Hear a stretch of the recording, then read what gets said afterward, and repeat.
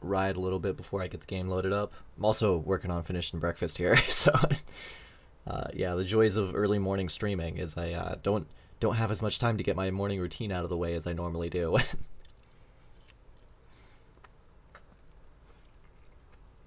But yeah, as mentioned, we're going to be starting Dead Space 2 here, which is a very good game that I like a lot. I like it better than the first one. It's kind of it's a lot like Resident Evil 4. I don't think it's quite as good as Resident Evil 4 is, but it's up there. It's pretty fucking good. As you'll see, there's a lot of cool stuff in this game.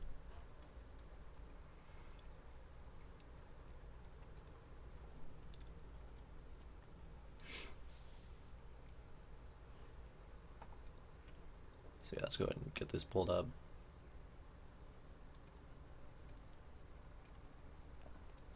Yeah, this time I went ahead and actually launched the game last night and made sure that all the settings were properly in place. So don't need to see that. So there shouldn't be any issue with like resolution fuckery or anything like that.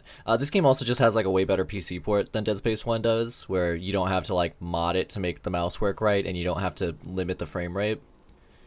So yeah, all I really needed to do as far as setup was just go in and make sure that the resolution was set at 1080p, which was not by default. It's defaulted to like 1024 by 768, which is a very fucking weird resolution. I don't know why I would default to that, but don't show that again. But regardless, we can just hop right in. For those who weren't around last time or don't remember, when we finished up Dead Space, you know, Isaac managed to kill like the big old hive mind of the big old hive mind of the necromorphs. Kendra got killed in the process, but shortly before that, he found out that the Nicole that we had interacted with several times over the course of the game was in fact a hallucination. She was dead before the start of the game, and as he was flying away, he still had hallucination Nicole with him. So that's not ideal.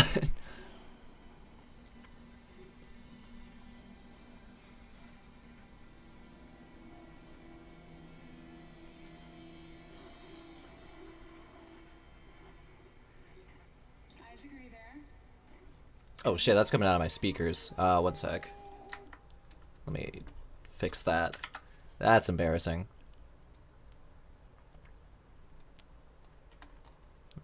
There we go.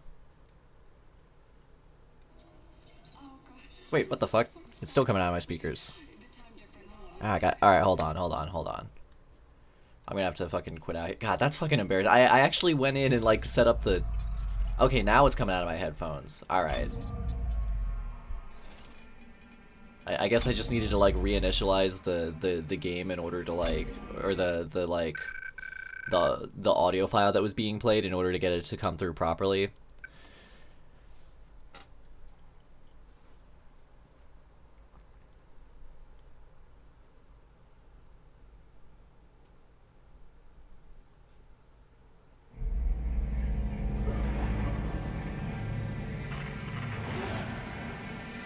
Oh, I might need to bring down that audio volume. I'll do that after the cutscene if I.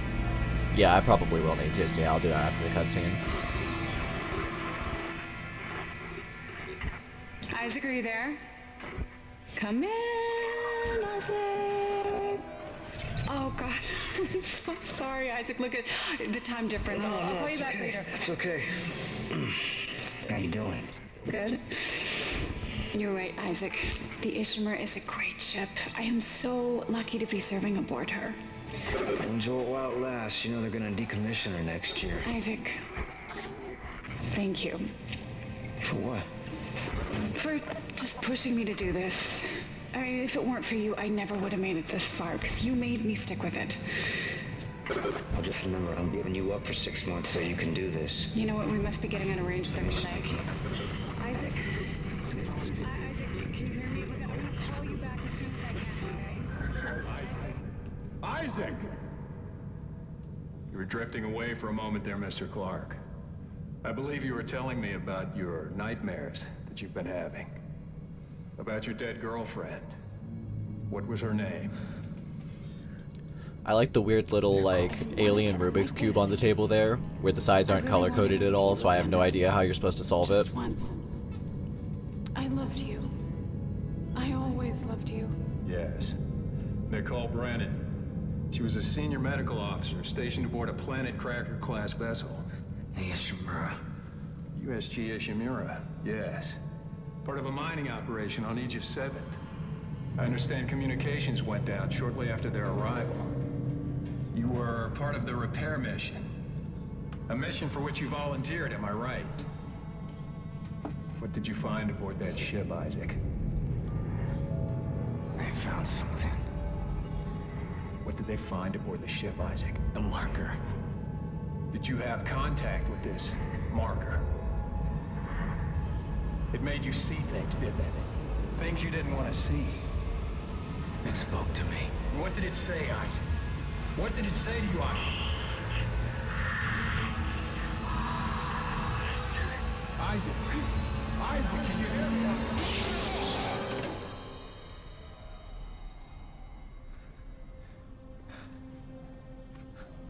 Isaac. Isaac, can you hear me? Dana, I found Isaac Clarke. Repeat, I have him. Great work, Franco. Be careful. He's been out a long time. Oh, yeah. Okay. Good, good. Steady, steady, steady. We gotta get you out of this straitjacket. Where am I? Alright, I know you're confused right now. I can explain everything, but you gotta trust me, okay? Listen, you're in terrible, terrible danger.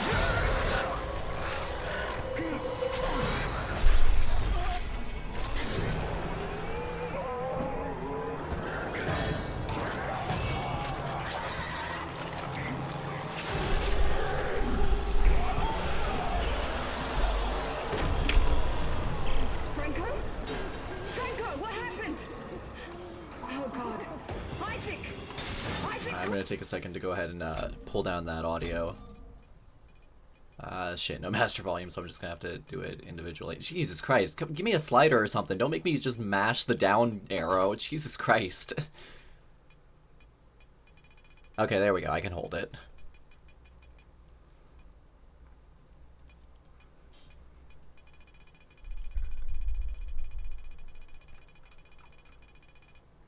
A little higher than that.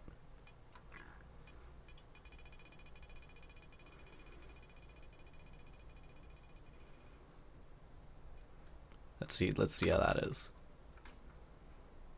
No.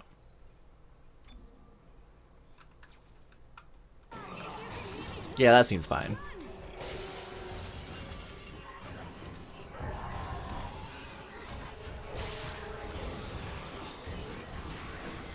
So yeah, as you can see, this game starts out a lot more full throttle than the first one did.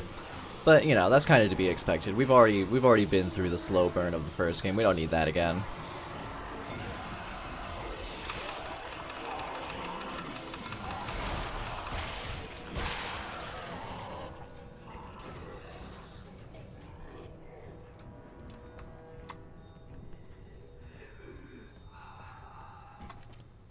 Let's go ahead and take a moment to save real quick.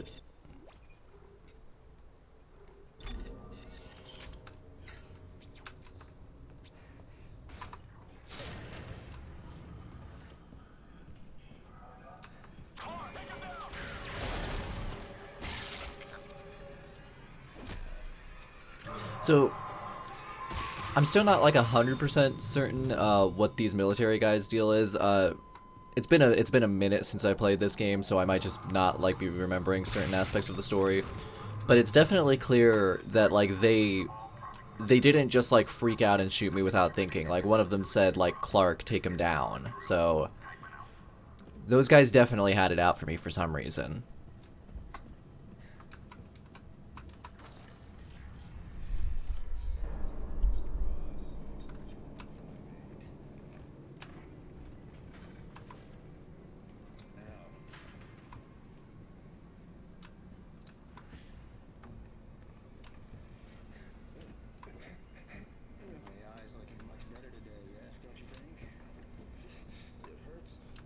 Still hurts?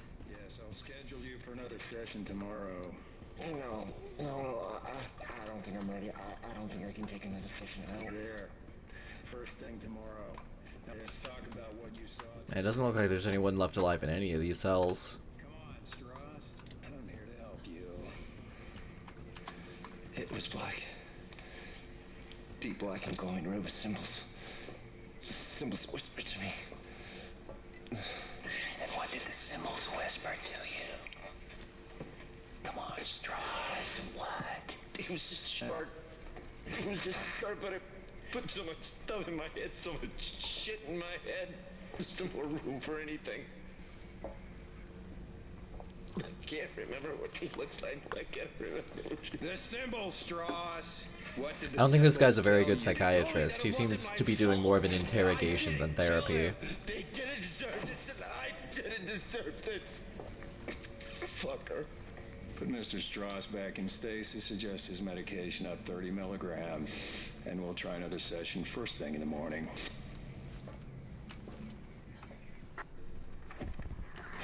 Subject is Nolan Strauss, session 158.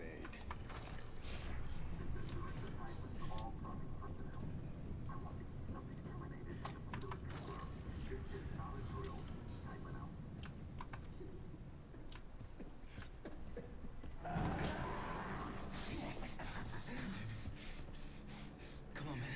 Patient 4, I remember you. Tideman said all the key subjects need to be eliminated, terminated. We're doing more. Listen to me, man. What matters? Listen to me. We can both get out of here. Just cut me out of this straitjacket. No one's getting out of here alive. Don't do it.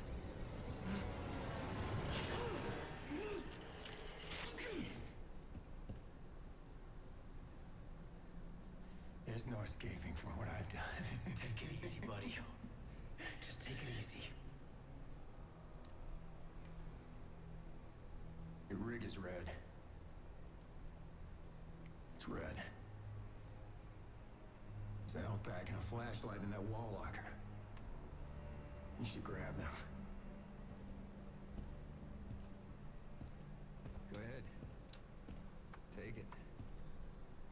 I won't be needing it anymore.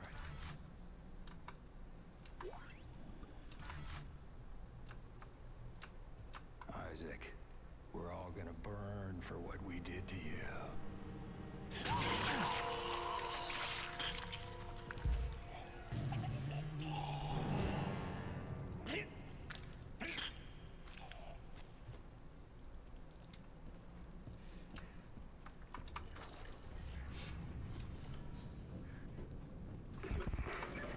Clark. Isaac Clark, is that you? Oh, hey, Hilton. My name is Dana. I'm the one Been a bit quiet for a minute here because I'm kind of going through like the heavily scripted opening sequence, which has like a shitload of dialogue and whatnot. But hey, we just saw an asshole fake psychiatrist slash his own throat, so that's pretty neat. Kill you. But if you can get here, I can treat you and get you to safety. Why should I trust you? Because I'm not the one shooting at you. Fuck. Just follow the route I'm sending you.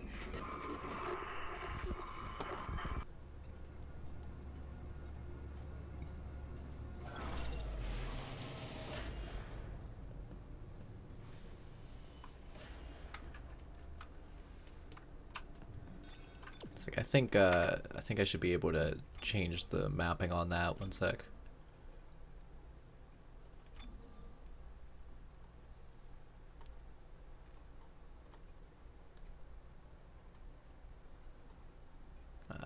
Yeah.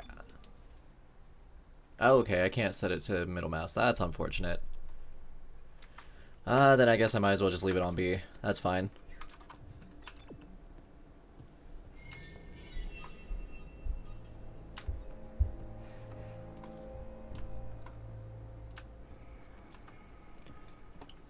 So yeah, I think this game kind of does more with lighting than the first one does, since you actually have like more of a flashlight now. So yeah, you get like some really dark areas where you actually need to use your flashlight to find your way around, which wasn't really the case in the first game.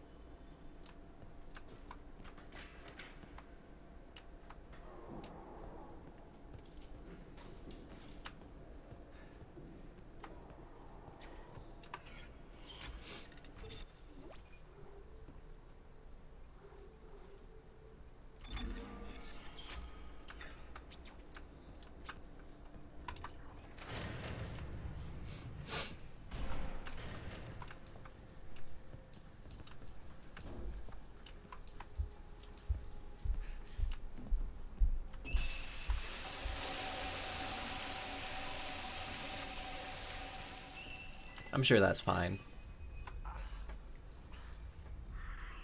Do you need to worry about wasting water on a space station? Do they have like some way of just like making water? I don't know these things.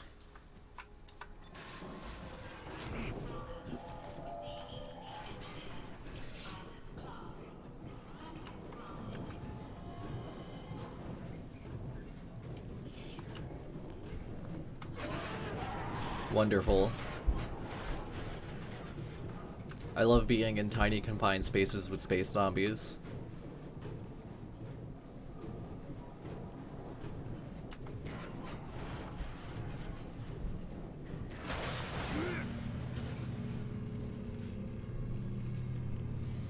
Isaac, what happened?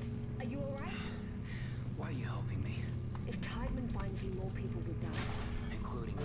Not if you follow my route. I don't like this. You don't have to like it. Just hurry before you get lost in it.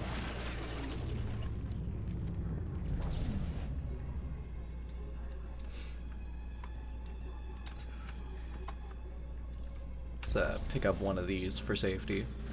Whoa. Oh shit! There's glass there. I didn't even. I can. Okay, I can see a handprint on it now. But the rest of the glass is like extremely clean. You just see right through that shit.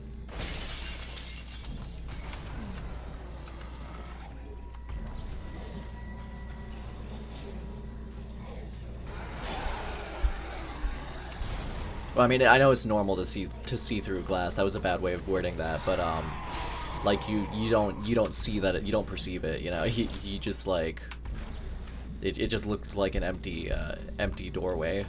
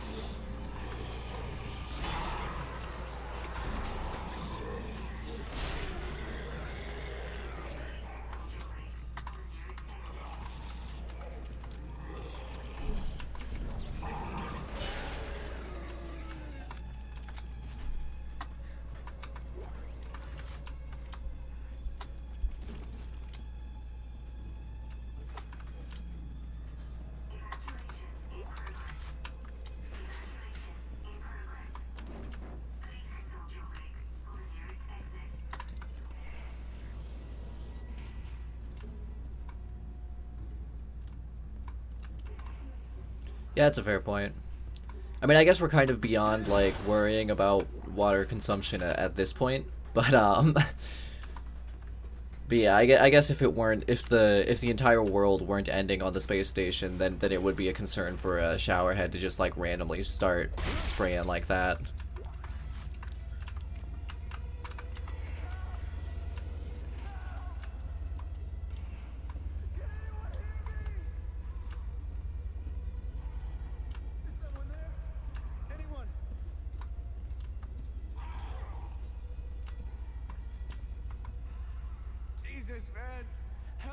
Bro, you are split open in there. Like your chest is just wide fucking open.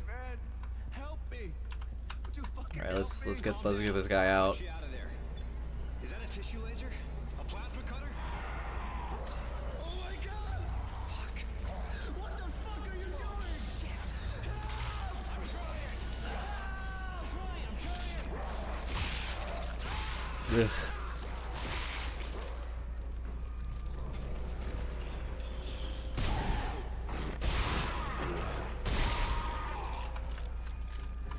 I like the fact that in both games your basic like plasma cutter weapon is just like a tool that you find. Like, you know, in the first one it's an engineering tool, and in this one it's apparently a surgical tool. I'm not sure if I would want someone operating on me with this thing, but you know, whatever, I guess.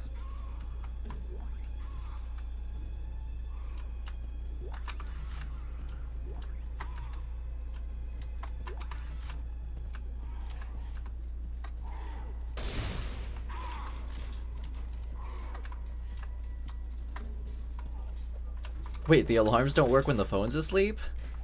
That doesn't that defeat the whole how is how are they ever useful in that case? That's ridiculous. Oh yeah, I forgot you have to like hit a dead enemy in order to make it drop stuff in this one. Yeah, there we go.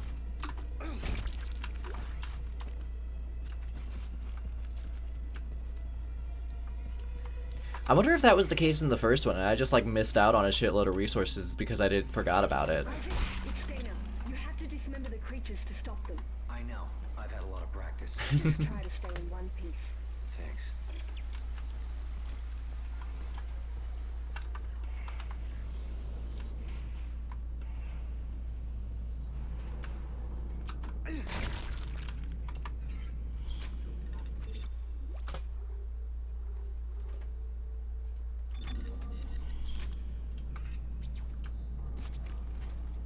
I like to imagine that that's the same cut off their limbs texture from the first game. It probably isn't, but I like to think so.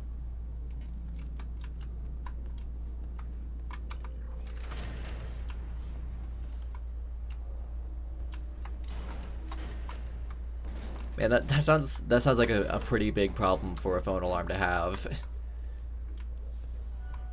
You might want to replace that thing if you're in a position to do so, because that sounds like a fucking issue.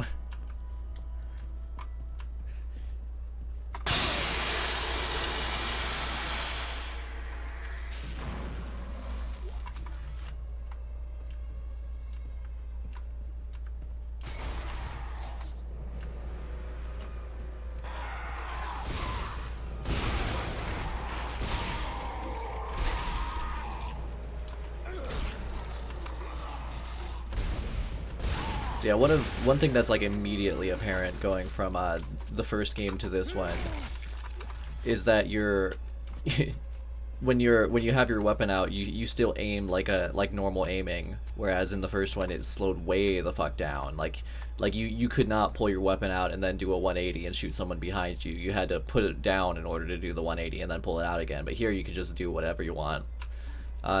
Which, you know, is indicative of the change in design philosophy from the first one to this one, where it's more action, less horror this time around. Even though I do think this game is actually like scarier than the first one, but that's in spite of the fact that it's designed less like a horror game.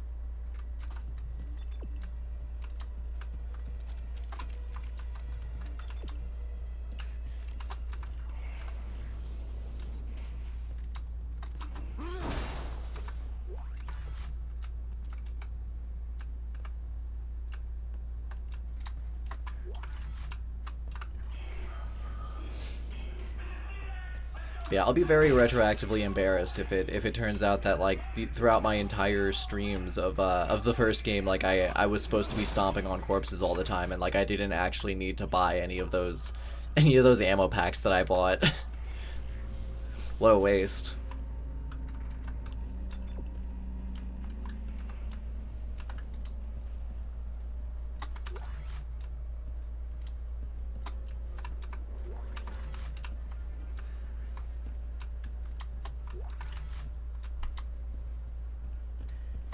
Oh yeah, I picked it up on PC the other day because some friends in the Discord server were playing and I joined in with them. That's a cool game. I'm quite fond of it.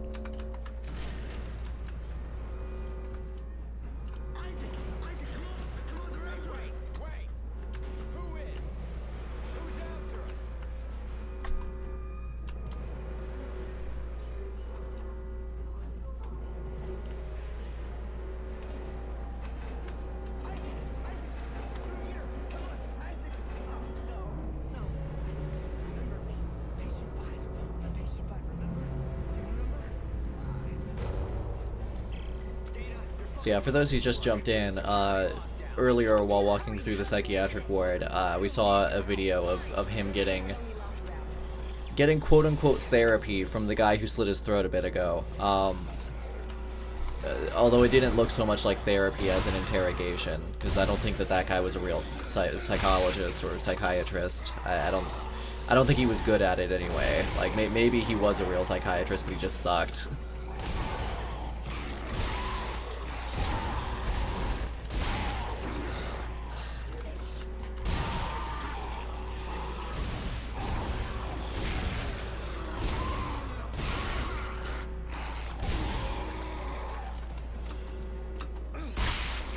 Yeah, the mobile version's free, right? That's a good way to like to get those player counts up and make sure that like there's always enough people for a game. I definitely respect it. It kind of reminds me of like the Jackbox thing, how like, you know, only one person like needs to own that game in order to get everyone else just like in on like an online browser-based room. Yeah, it's a neat game. I'm always fond of like party games where it's mostly about lying to your friends.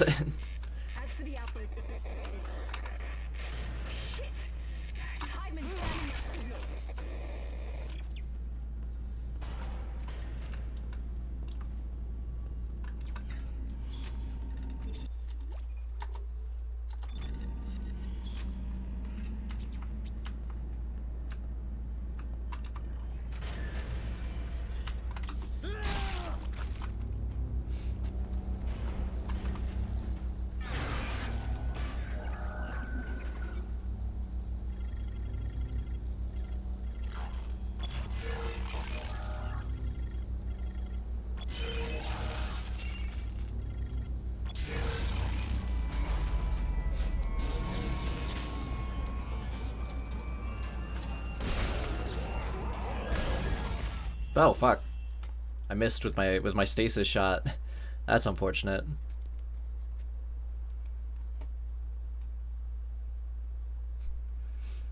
I like how the tip there was like worded as like a workplace guideline, despite the fact that it doesn't really make any sense as being that. I don't know, maybe. It kind of depends on like whether there's a group of people free to play while I'm intending on streaming or not. But I could see it happening if I was able to get it set up properly. Even though it is like a little bit outside of my wheelhouse for streams.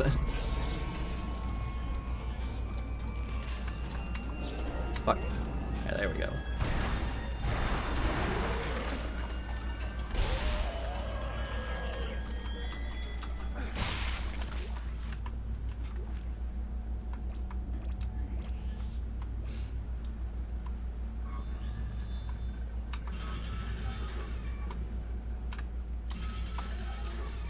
Oh, okay, I gotta do a stasis here.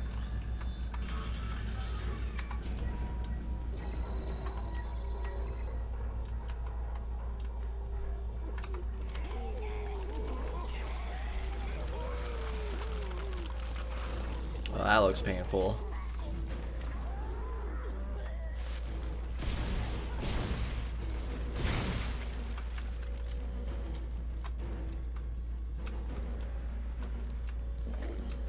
So I like these designs because their left leg is like just made out of necromorph stuff, and then their right leg is like actually both of their original human legs. That's like a cool like gore aspect. I'm always fond of like weird monster designs that are like really clearly twisted humans, you know, who are like super fucked up, and like that's like a good detail that like really gets that across. So after the events of the first game, EarthGov basically just kind of picked Isaac up because he was acting all erratically and was clearly insane. And they brought him to this space station to get psychiatric help, but it's basically just been interrogation about the marker. It's very clear that like the psychiatrist here is not actually trying to give me therapy. He just wanted that information, but he killed himself now, so so that's fine. And yeah, the Church of Unitology seems to also be pulling some shit on this space station. But yeah, no, things are not going well for Isaac Clarke, because as it turns out, like, the entirety of civilization is, like, built around fucking around with markers at this point.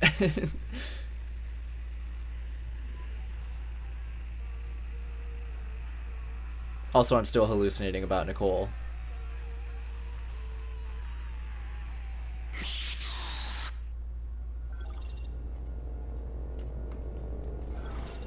Yeah, this game has a pretty interesting change in setting from the first one, in that, man, these are the fucking loudest balloons of all time, by the way. Like, the absolute loudest balloons of all time. But But yeah, it has like an interesting change in environment from the first one, in that this is a residential space station, so it's actually like made up a lot nicer than the Ishimura is. But yeah, listen to this. Fucking gunshots. Anyway, let's take a look at that text log. Whoops, wrong button. Okay, there we go. See, Chairman Donovan, this is Dr. Brooks. I've said this many times and I'll say it again. I don't like the secrecy behind the new labs they've installed in the Psych Wing. It's been 3 years and we don't have the faintest clue what's going on. Such secrecy has no place in an open and free society. Their networks are so isolated that we can't even tell they have one, let alone sift through it to see if anything unethical is taking place right under our noses.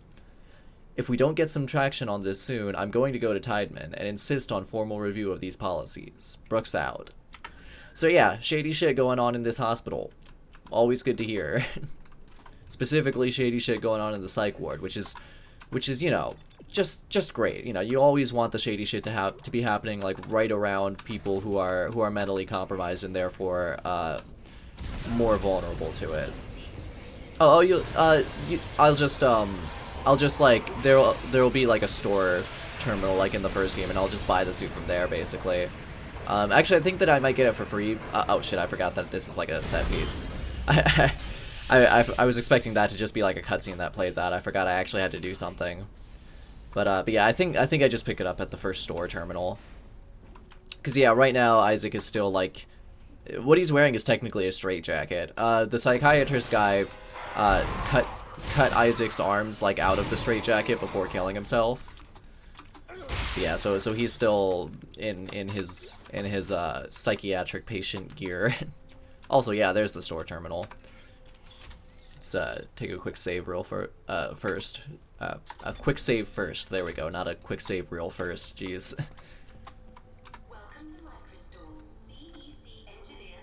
Now, a problem in this game is that there are all these like DLC items, which the PC version didn't get this DLC. Only the console version did. So their answer to this was to just put all of the DLC items in the shop for PC players for free. So I could get all of these high-powered late-game weapons and armor for free, which I'm not going to do. But now they're taking up space in the shop, so what I'm going to do is, after this stream and before the next one, I am going to, like, buy, quote-unquote, which again, they're free, but I'm going to grab all of these weapons and items and just put them in storage so I don't have to look at them. So that they're not in the way when I'm trying to, like, get stuff that I'm actually supposed to have at this point in the game. Because at this point in the game, I am supposed to have... Let's see, where is what I'm supposed to have anyway? I don't think any of these... Oh, there we go. This is what I'm supposed to have right now. Yeah, I gotta buy an engineering suit for $1,000. So, the much better, like, crazy DLC engineering suits and various other types of suits are all free, but fuck those. I'm just getting what I'm supposed to have and not breaking the game.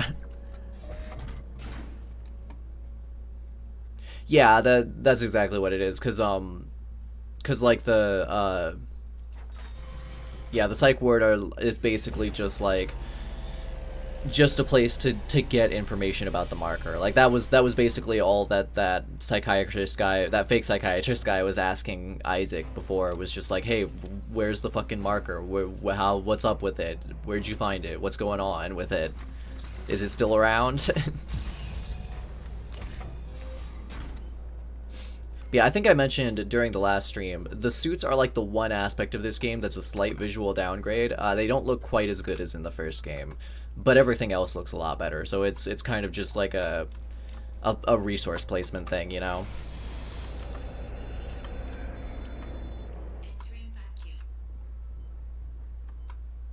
I like the water droplets just floating in the air. Very cool.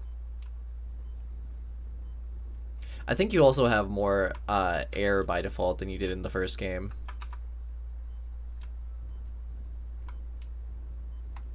But yeah, they kind of toned down the specularity in particular on the suit, where it's like, it's just a little bit more like, looks the same in every environment, whereas in the first game it like really heavily responded to changes in lighting and whatnot. But like, as you can see, every place that you're in looks like way fucking better than it did in the first game. And also the enemies are better models, so that's nice. Come on. Let's slow you down.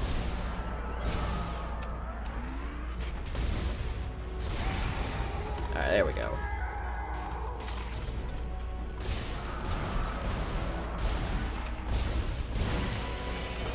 There we go. Oh shit, there's more. And I'm out of stasis. Oh, okay, there's not more. I thought that tentacle was like a third weak point I had to hit. Oh shit! Don't fake me out like that. Okay, the tram station is just beyond the apartment block. Hang on. I need more answers. How long have I been here? 3 years. Tideman found you floating in space near Aegis 7 and brought you here for study. Why can't I remember anything? The marker you found imprinted your brain with a self-replicating signal. The longer you're awake, the more the signal spreads. Actually, I should probably turn on subtitles, huh? That'd probably be a good idea. Is that under visuals? No. Ah, there we go, subtitles.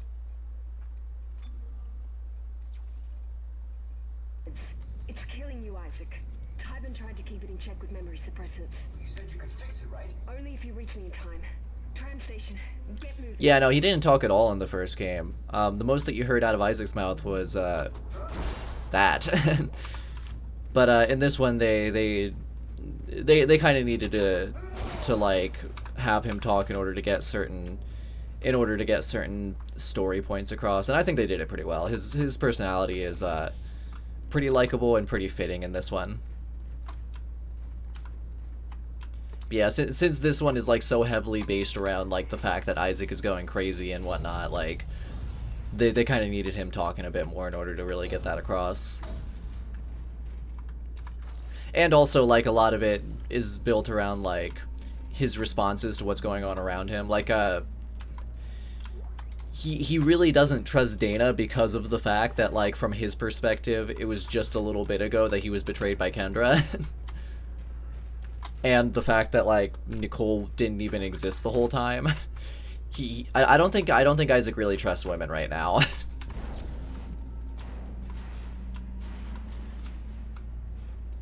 Let's get this out of the way.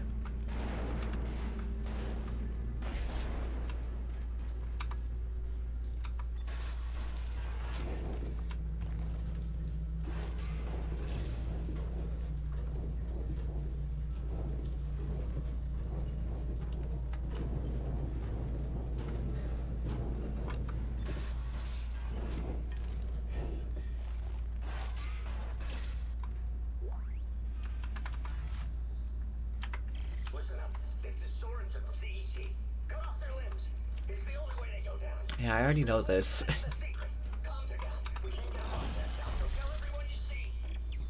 Yeah, the opening was more generous with those power nodes than I remembered. So let's just go ahead and get some of that going. There we go. I'm gonna be holding on to one power node at all times because it's definitely like very necessary in this game to hold on to them for those locked closets. Let's see, is there anything here that I can actually buy that I'm supposed to have at this? Well, actually, I need to sell that gold semiconductor anyway, because that's just free money, and it frees up an inventory spot. Okay, so there is a few things to buy already.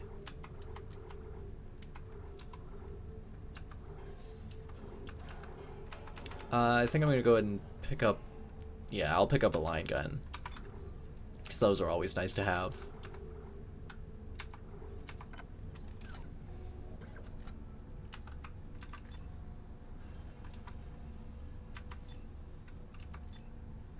Wait, why is the line gun in slot 1 and the... Hold on, I need to fix this. There we go.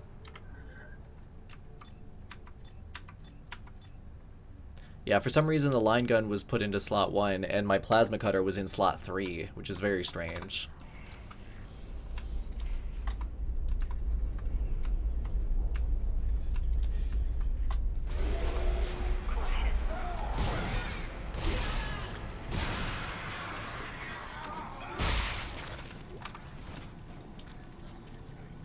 Why am I trying to run down the conveyor belt? That's dumb. Oh, I can't get through that way. Okay, I guess I have to run down the conveyor belt. Great.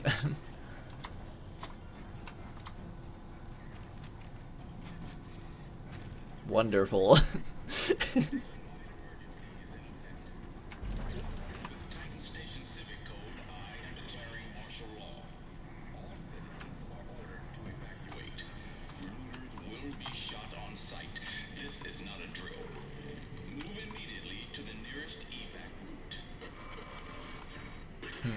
Don't know if I like this guy.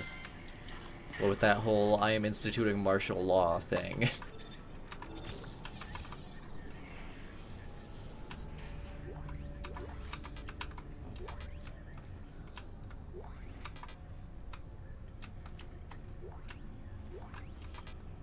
Okay, let's see if I'm carrying anything that I can drop. Well, I can use a... Oh, okay, my health's already full, so I'll just drop a couple of health items.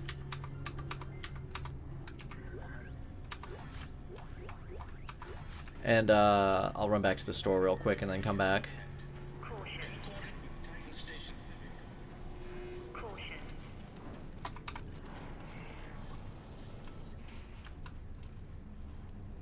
So yeah, the first power node closet just contains the schematic for fabricating power nodes at the shop, so that's cool.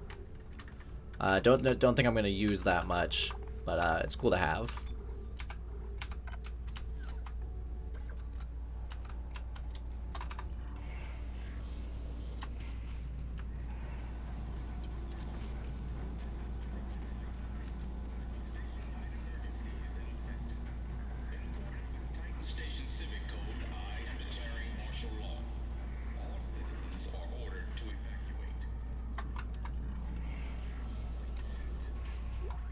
Alright, let's pick up. Wait. There was a line rack here when I was in here a second ago. Ah, that's weird. Oh well.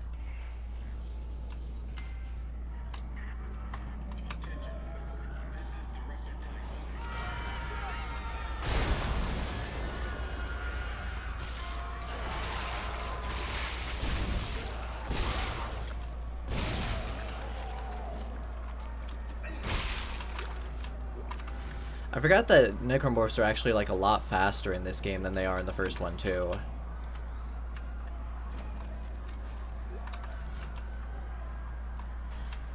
It makes them much harder targets. Yeah, I might have to get Frog to try this game because like I think a lot of his like complaints about the first one are like really well addressed in this one. I think he'd like it a lot more.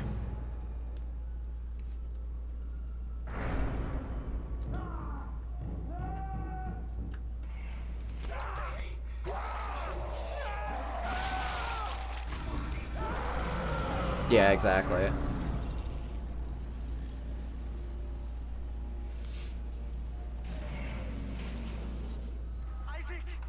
Isaac, over here! Who are you? It's the drugs, Isaac. They gave us drugs to make us forget. But it's all coming. I don't know what you're talking about. Why are you calling me? Isaac, look out! Whoa.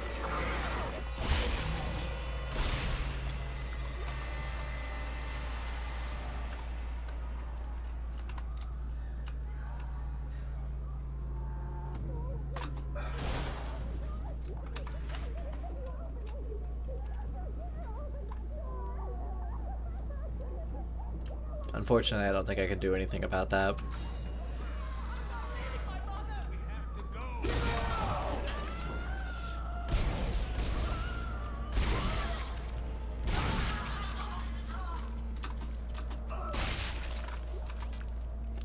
Why are you giving me force energy? I don't have a javelin gun.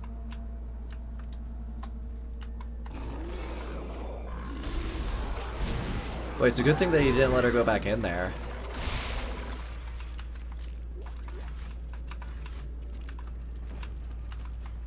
Because she would have just been fucked.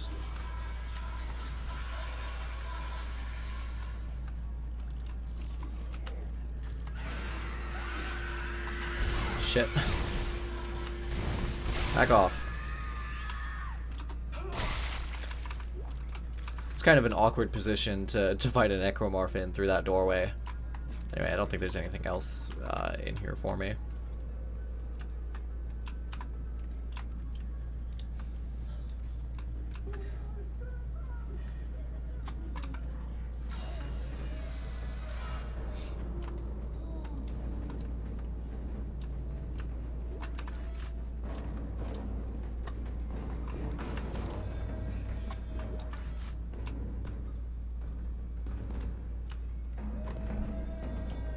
Stop that.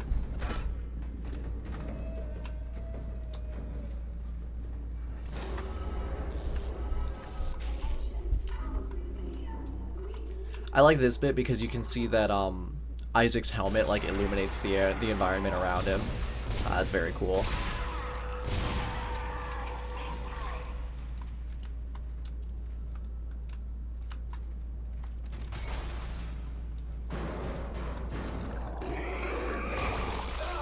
Shit.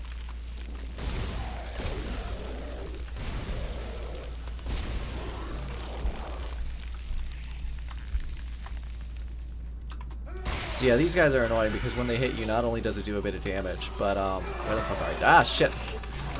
Not only does it do a bit of damage, but like the acid will like stick on you and slow your movement down, which obviously can be a problem. Fuck off.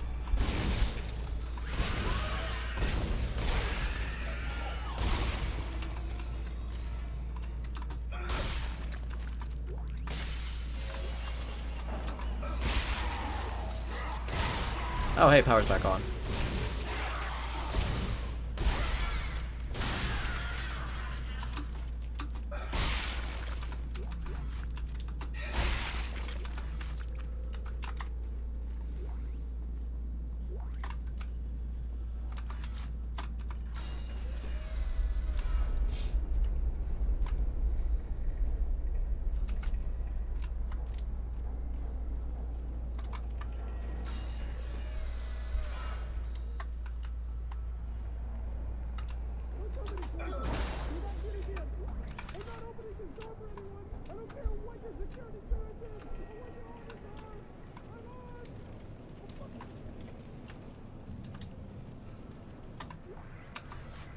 Another text log here. Titan Part 1. United Spacefaring Guild History Series. Okay, so this is a history bug. Train Station. Conquering a Moon. Part 1 of 2. Planet cracking first became feasible in the decades following the discovery of the unified field theory, which allowed us to control the gravitron... Gravitron? Is that a word? Gravitron? In the same manner we were accustomed to controlling the electron. Okay, I don't know if a gravitron is an actual particle like an electron is, but I'll go with it. With the advent of large-scale applications of gravitron control, it became clear to the mining consortiums that they had a new tool at hand. Shockpoint drives were in their infancy, so extrasolar mining was out of the question, and the dangers of planet cracking were still unknown. Saturn's moon Titan was selected as the site of the first moon harvest, as it was known back then. Saturn was as far from Earth as the consortiums were willing to work and still have reasonable access to timely supplies and support. Yeah, I didn't think it was, but I didn't want to like say like, you know, I didn't want to be like, oh, it definitely isn't, and then turn out to be wrong because I'm no physicist. But I didn't think it was. There are necromorphs everywhere. Is the entire sprawl infected? How this happened? The marker was destroyed, Dana. I destroyed it. You destroyed a marker, Isaac. Tybin built another one. On this station? Why? It's powerful alien technology. Tybin wants that power. Get to the tram. It'll take you to the Cassini Towers plan station. Dana? Damn it.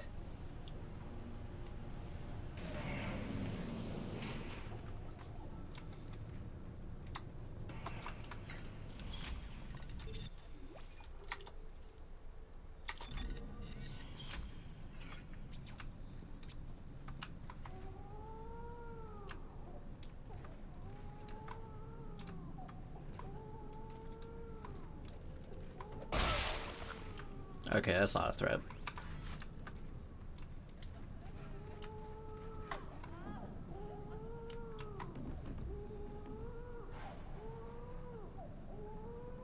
I think that's a baby. That's sad.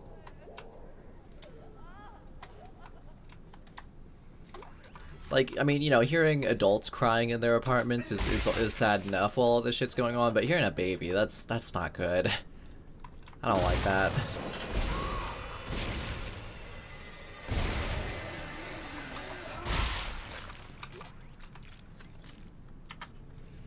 I'm gonna take a hardline stance here and say that babies should not have to deal with necromorph apocalypses. You know, I might get some pushback on this, but it's what I believe, you know.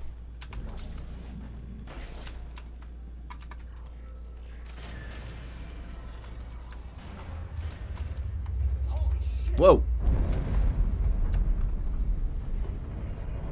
Oh, that looks like it's about to break. Probably should get out of here.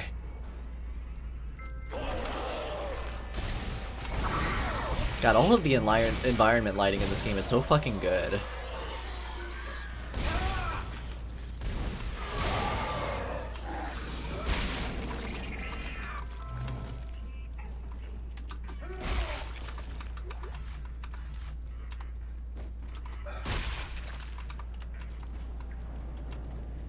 Oh, yeah, I got out of the psych ward and into a residential area. So yeah, this is just regular people area here. I mean, I think that the specific room that I'm in now is like an onboarding type area, but yeah.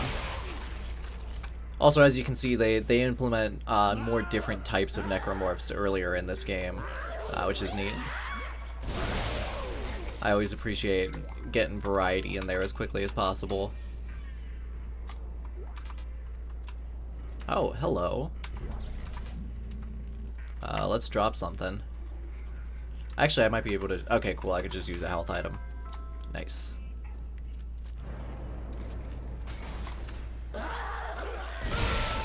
Oh.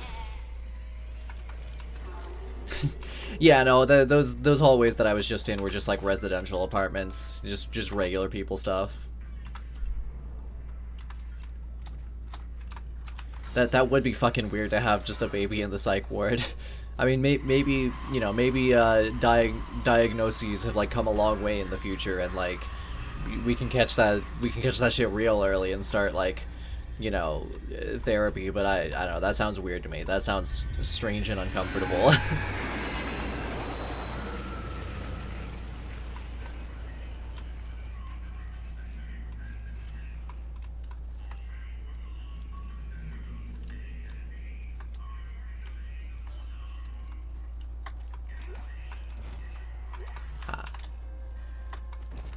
Okay, can't get in there. How about... Yeah, no. Oh! Hello, it's been a minute since I've seen you. I mean, I guess there was one crawling around in the scripted intro, but you didn't get to interact with that one. It doesn't seem like it makes the powerful necromorphs in this one like it did in the first one. It just makes normal ones.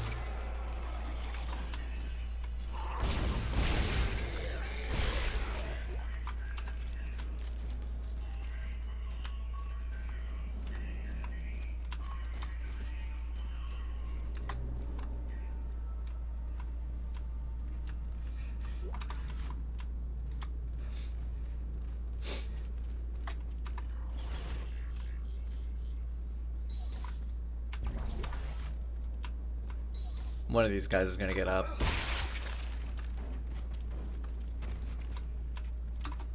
Oh, I guess not.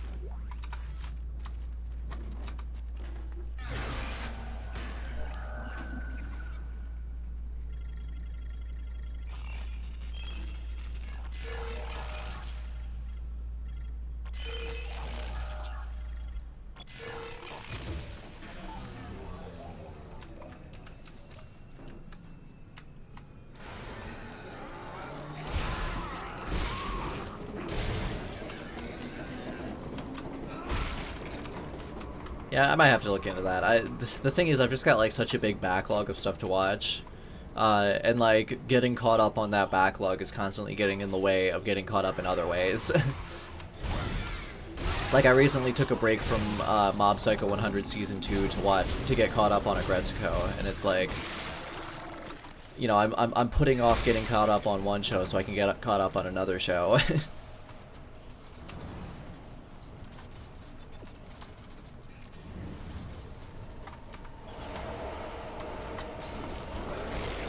Yeah, we've now entered the moving train portion of the level, which is where you definitely cannot afford to be neutral.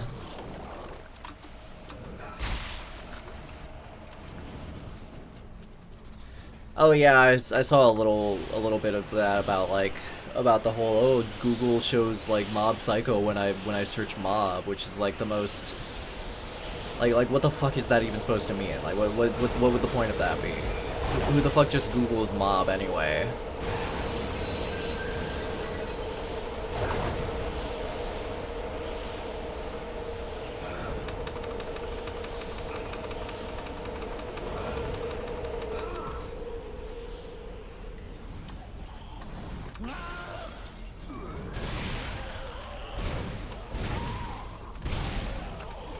So yeah, that thing that just happened a second ago is kind of, it's kind of what I mean when I say that this game is designed less like a horror game. Like, that was a fucking action set piece right there. Could have sworn I saw something else come in. Yeah, I guess not.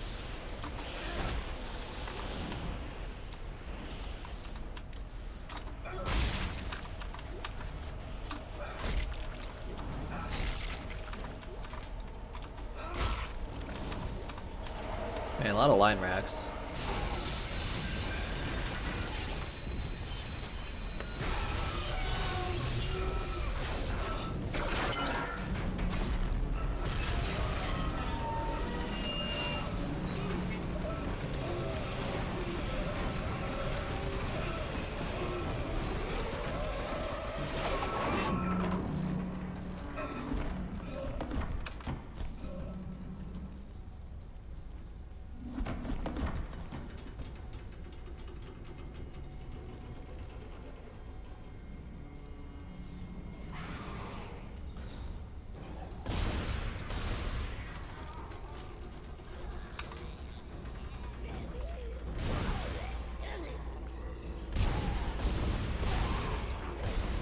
And speaking of action set pieces, that sure is what this is.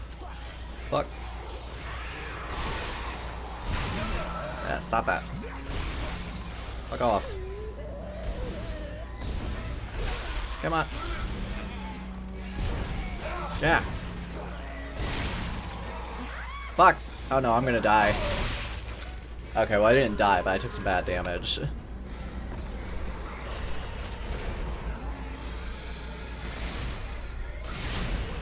I was hoping I could just, like, cut my wire. Oh well.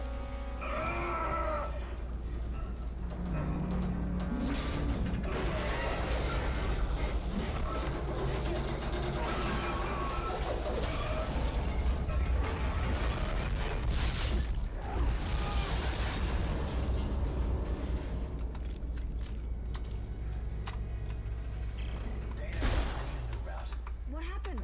I thought we lost you. Unscheduled stop. Where am I? How did you end up? Oh, hey, Wolf. This won't be the most pleasant route, but it'll get you to the Cassini Towers. Yeah, it's one of my favorites. Damn it! I was mentioning before I booted the game that, like, You're very important. this one's a lot more Resident Evil 4-ish than the first one is, and like I don't think it's quite as good as Resident Evil 4, but it's way up there. Like it comes close.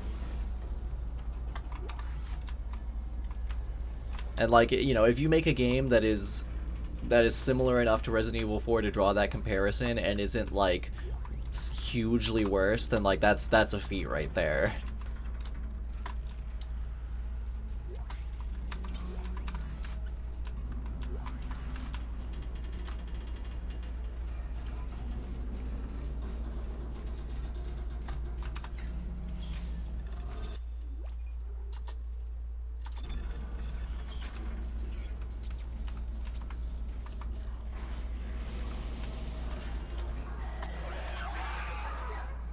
Oh, guess he didn't want any. It's making some nasty fucking sounds.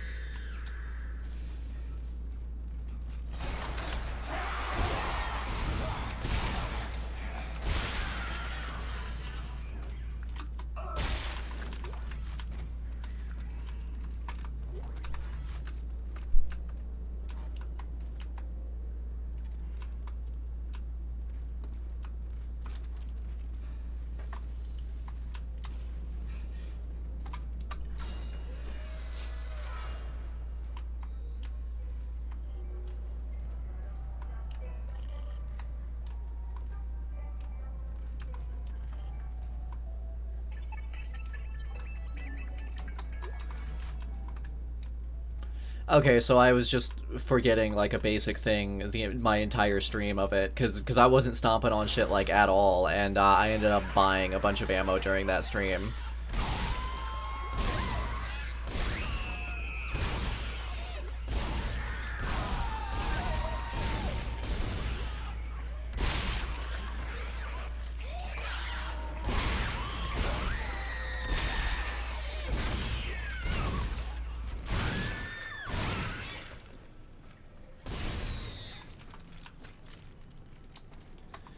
I mean, yeah, it didn't like hugely impact my ability to get through the game, but it was like it was not ideal because I did end up buying a bunch of fucking ammo towards the end. Are the memories coming back to you? They're coming back to me. The bad ones. The more I remember. It's embarrassing to have spent all that money on ammo when I could have just been getting it for free by just stomping on some dudes after killing them. In him, they keep seeing his face. Shit, family. Yes, those were indeed kids. The necromorphs are turning kids as well, and it's not ideal. It's not great. I think I got some stuff to sell. Yes. Wait, without knowing how to parry? Jesus Christ! What did you just use offensive defense all the time, or did you also not buy that?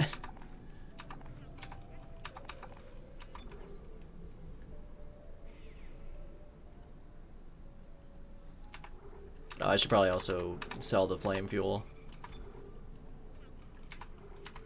God, that sounds like a pretty hellish way to play that game.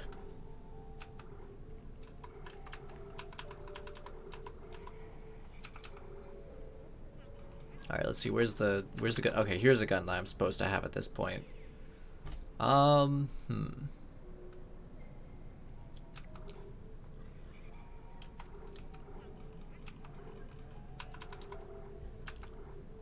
tempted to go for the line gun, but I think I'll hold off for now. Or not the line gun, the javelin gun.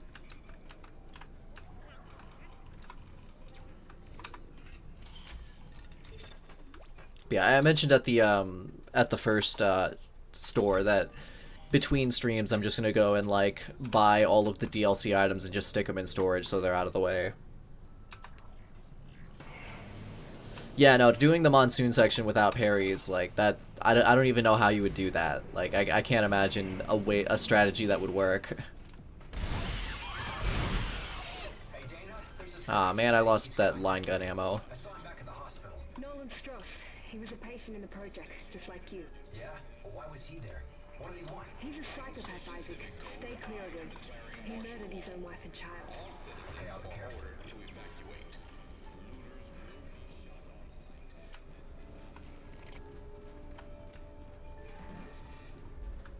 Ah, here's something. There's just some credits. Oh well.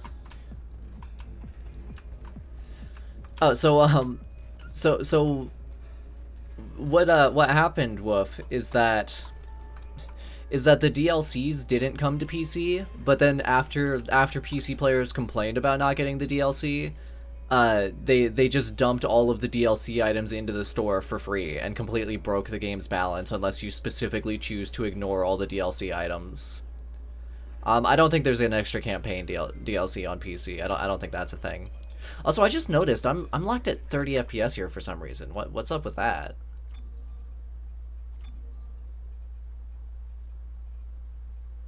That is weird. I'll have to look into fixing that between. Oh, okay. This is one of those games where VSync specifically locks it down to 30. Okay, let's turn that off then. Fuck that. I'm so used to VSync locking it to 144 in games that I play that I forget that some games set it to 30. Okay, that's way better. Wow.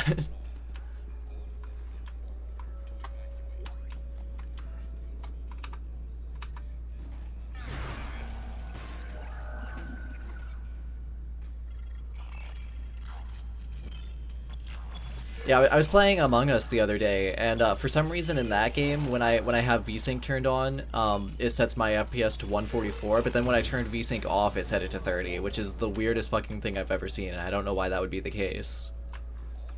But yeah, as you can see, we're heading into the Church of Unitology here, with its ominous marker-esque symbols, and it's just like... Actually, I quite like that like hand thing that they do, where it like suggests the marker. Like that's very cool.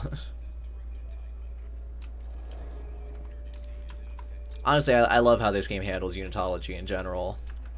But yeah, let's see.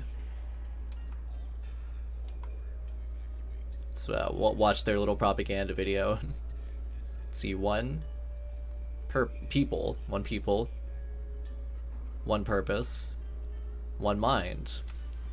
Nothing ominous about that at all. Oh, hey, a text log. Let's see, Altman's Footsteps, a publication for the followers of Michael Altman. So I guess this is like the watchtower for your Jehovah's Witnesses out there. We, the children of the Marker, grow tired of the oppressive, thinly veiled attacks from EarthGov on our rights to worship as we please. Reduced hours of operation for the church, fire marshal restrictions on the size of revival events, permits needed to distribute literature, these are all poorly concealed attempts to quash the truth. That's a capital T truth right there. Our truth. And they will not succeed. The blasphemous, short-sighted, reckless, destructive, and hopeless path that EarthGov has us on is a dead end. One that only unitology has the answer to. Altman has foreseen it, and we are blessed to execute it. Prepare yourselves, brothers and sisters. Convergence is nigh. So this tracks. This is the kind of shit that you see in those like in those religious handouts that like get left at your door here in America.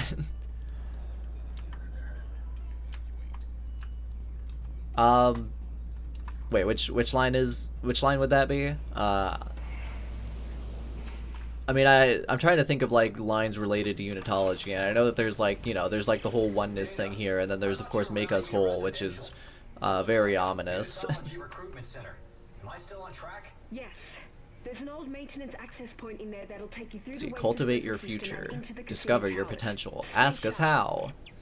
So yeah, as you can see, like, all of the branding here at the, like, front-facing unitology church, it's just contemporary church shit.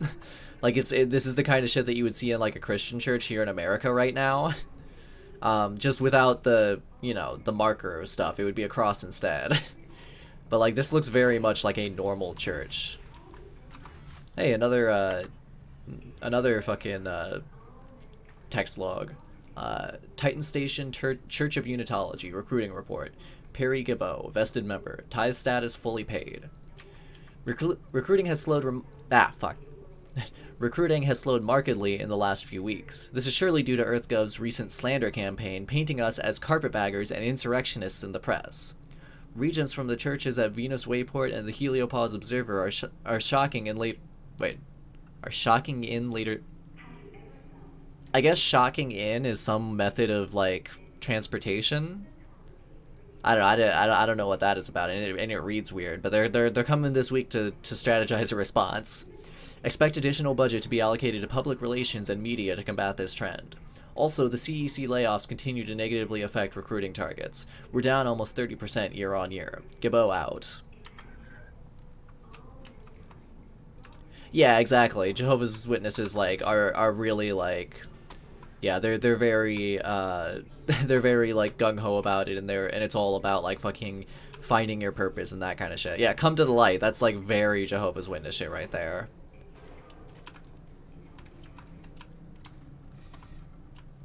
But yeah, like it's just regular church stuff.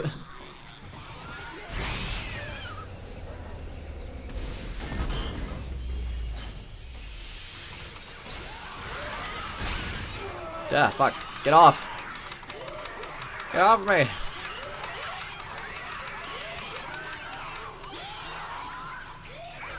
God, that's awful.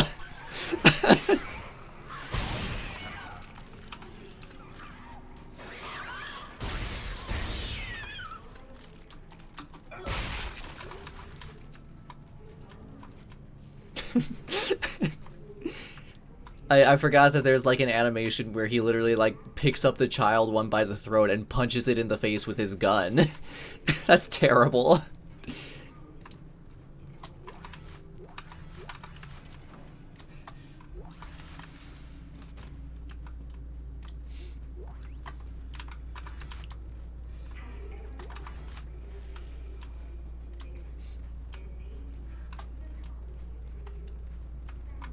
Yeah, no, those are just like those are like fucking slightly older than toddler age. Like they're awful little children.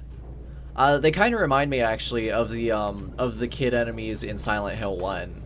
That game's really cool. I should stream that game sometime.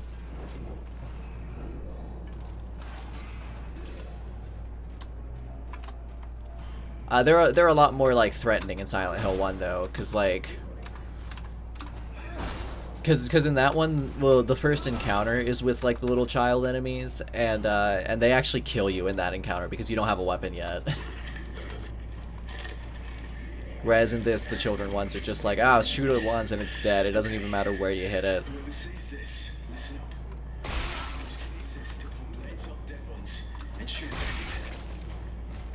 Yeah, you can pick up the necromorph blades and use them as weapons, so that's neat. I know that you could pick them up in the first one, but I don't remember whether you could like specifically like fire them at the other ones or not.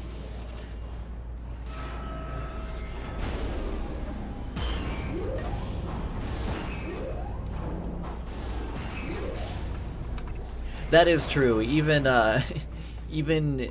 even as like an unarmed man, like in the opening of Silent Hill, like I think Harry could probably take on. Well, actually, there were like 5 of those kids. Like maybe one unarmed guy with no form of armor couldn't really take on like a crowd of children. But as far as like individual child monsters, you should definitely be able to take care of it.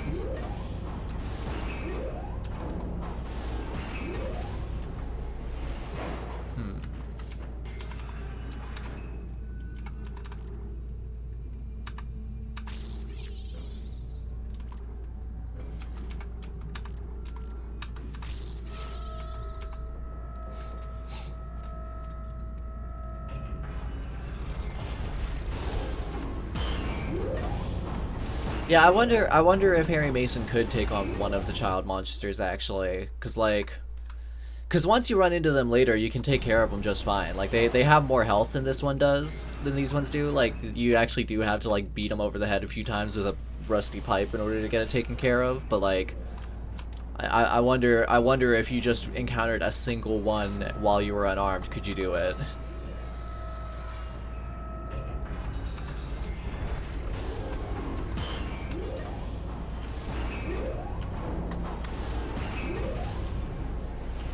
Did I forget to do something up here? I probably did.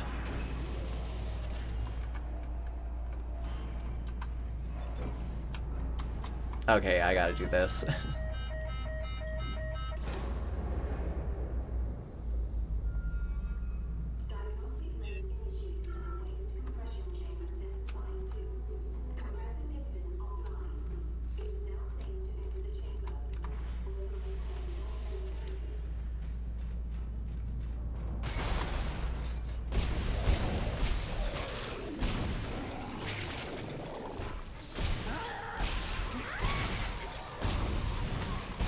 I think I heard one of the explodey guys. Yep, I did. Really good sound design in these games.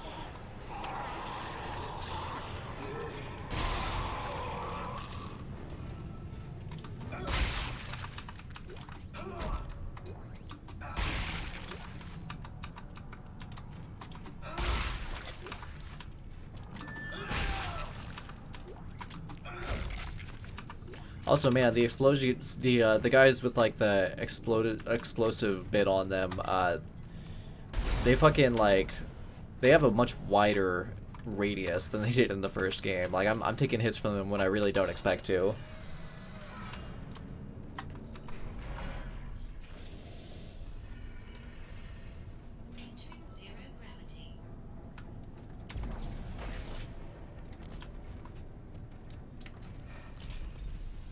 So yeah, zero gravity works a little bit differently in this game. No longer are you just blasting yourself across the different places. Now you have little air jets in your suit that let you actually fly. I used the line cutter the first time that the bat-looking guy that turns corpses into necromorphs showed up, because I wanted to take care of him real quick. So I just blasted him away with the line cutter.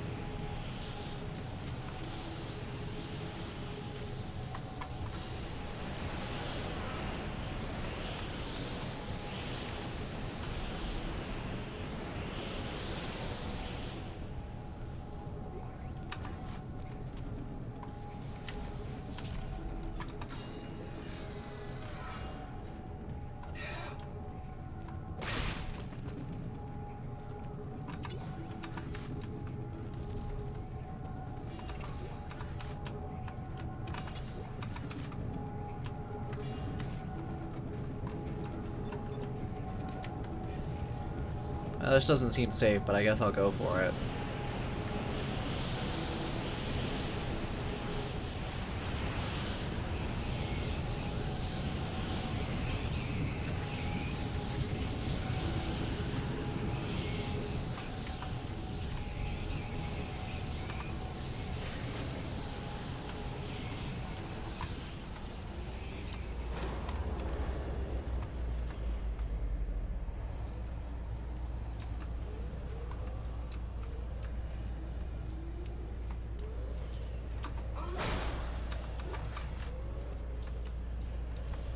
This area kind of reminds me of the first game a lot.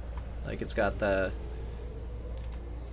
like caged-in feel that a lot of like the industrial areas in the first game had.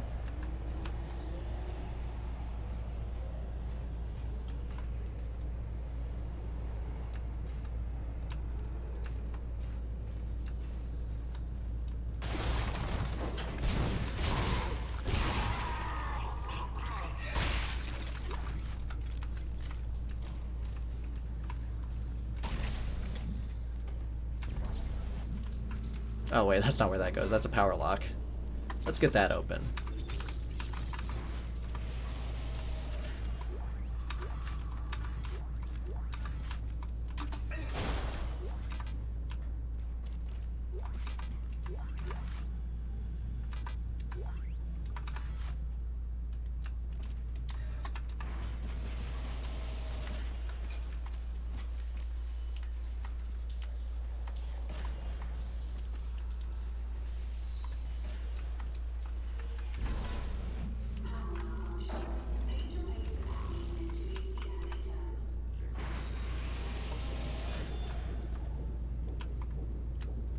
Oh, I'm definitely ready. I'm ready for my suffering to end, basically.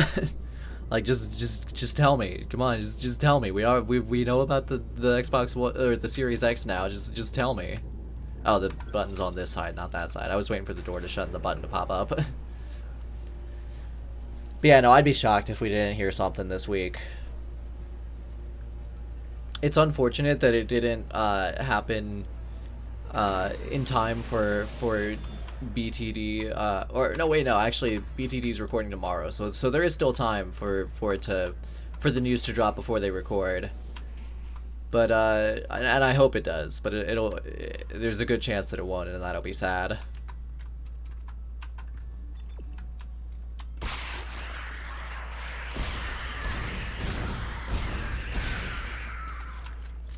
I've always been impressed at how those little guys are handled in these games. Like, it's impressive to have that many independent, like, models that are, like, pretty good models, too, and they're all acting completely independently of each other. Let's see, text message from Sally Hennon to Marion Hennon. Why are they just, like, keeping around a record of their text message?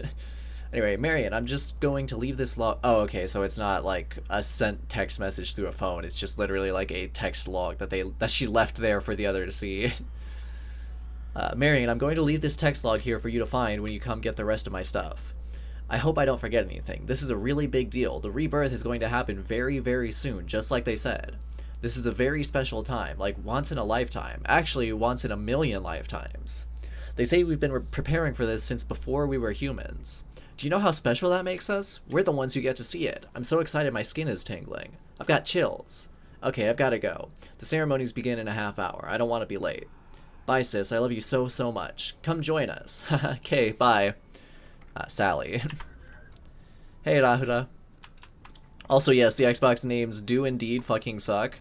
That is the first time that I've ever actually slipped up while talking about it. Usually I'm good at remembering Series X versus Xbox One versus Series S versus whatever, but I am definitely like an unusual case in that regard.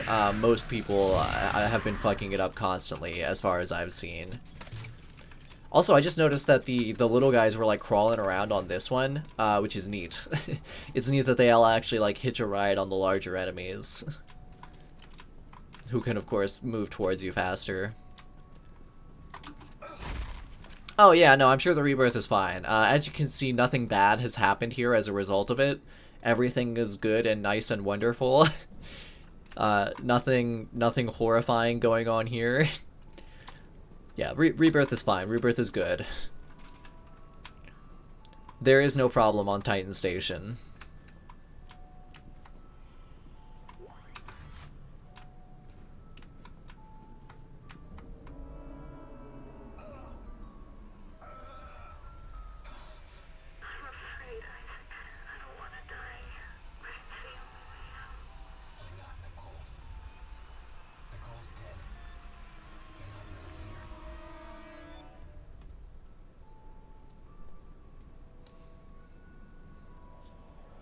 This is a sad room.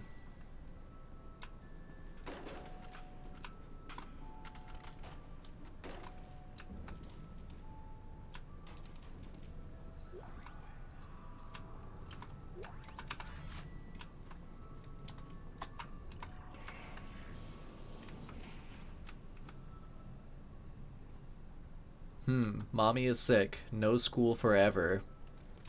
That's fucking sad.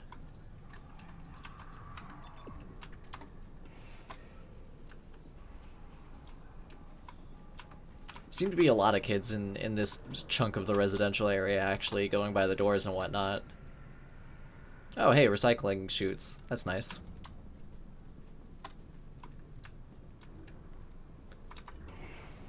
Oh yeah, just a little toy train. I mean, I think that's pretty timeless, you know, like it's because we've had toy trains for like 100 years now, and this is like about 100 years in the future from where we are. So like, yeah, I don't think it's super unreasonable for those to still be around, especially since like trains in general are still a thing. Not those old style ones, obviously, but like, you know, there's trams here. Dana, Titan soldiers have found me. They're tracking me in some sort of gunship. You're almost here. Hurry.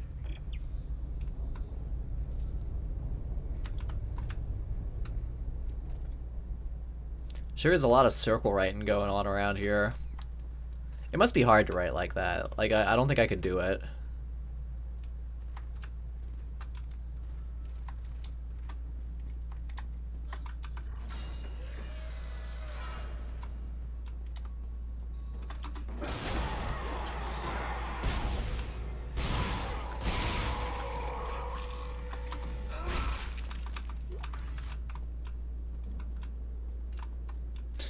Yeah, I suppose so.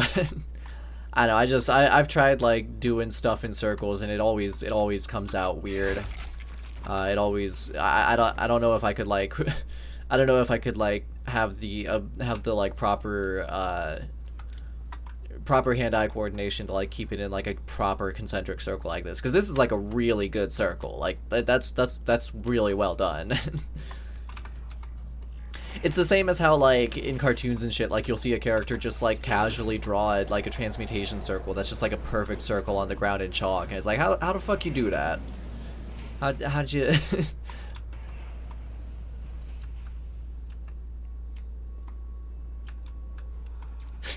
Yeah, that'll happen sometimes. Man, one time, I, like... I was heading towards where a couple of the other players are. I was a crewmate, and like I knew where one player was, and I saw a second player like go off towards where that one player was as I was heading towards where two other players were. And then like after I saw him like walk off, the player who I already knew was up there died. So I was telling everybody like, yo, I just saw him like walk off to where the other guy was, and then he died. Like, let's fucking, let's fucking shoot this guy out the airlock. And none of them fucking believed me, and they shot me out. And then lost the round, and I like immediately hop on mic and just like, wow guys, who could have foreseen this? I can't believe someone could have guessed that it was, I can't imagine that someone would have guessed that it was this guy. It's almost like I was right about him earlier or something.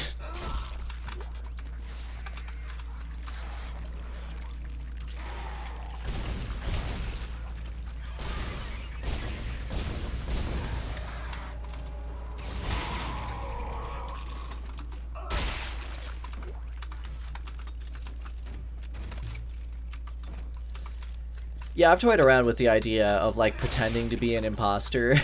I haven't done it yet, but I think I might sometime because it sounds kind of fun in like a in an Evil Dog kind of way.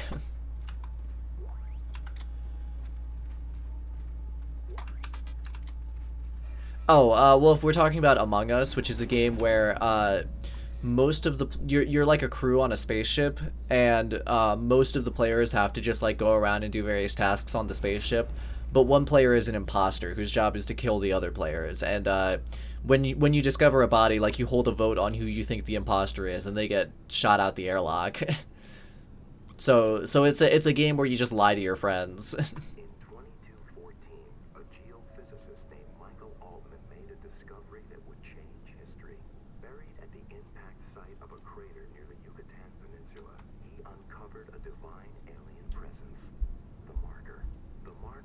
Yeah, you can't do it with strangers, although that, I don't know, doing it with strangers sounds less fun to me than doing it with friends.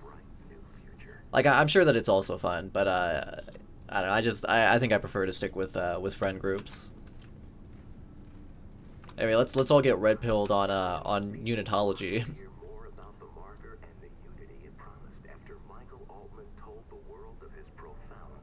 Hey, Flair.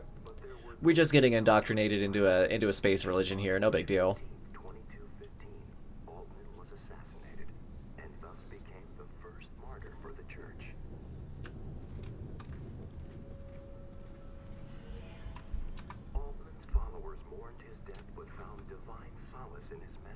Oh, Ultra Kill was very good. Yeah, it had a really great ending for the first episode, because it's technically early access. It's coming out one episode at a time. But yeah, the ending was fucking Kino. It was good stuff.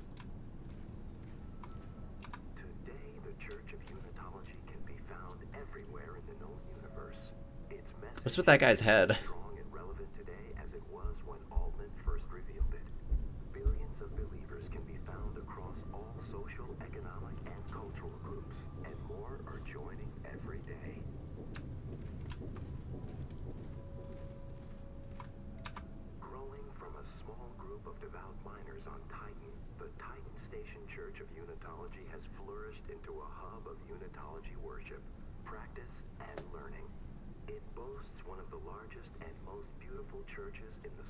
And is often the site of the annual Unitology Enigma Symposium. Yeah, if you're gonna be playing it, Flair, then I would say don't look at the VOD, because there's some stuff that like there's some stuff that you kind of want to go into blind. There are some cool reveals. The marker calls to all of us. It is our duty to approach it with an open heart and open mind.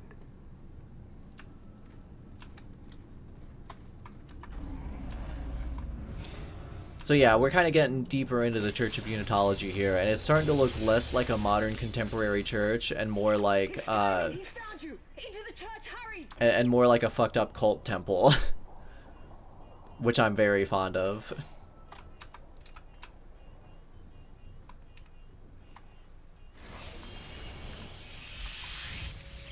Dana, the Church of Unitology? Why here? It's one of the few places on Titan Station that Tideman can't monitor. Separation of church and state. No, Dana, we shouldn't be in here. This is the last place we want to be right now. Isaac! My brother died trying to rescue you. This is important. This will work. I'm in a safe room at the top of the church. Meet me there, okay?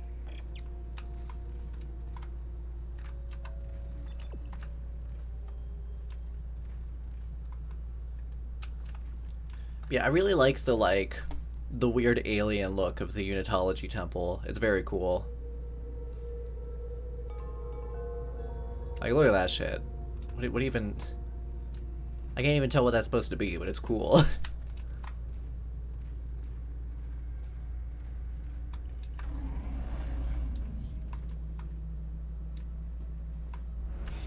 Man, if they put that stuff in the sequel, at that point, like, they really are just making, like, Space Station 13, but playable. Which I'm down for. Like, that'd be great.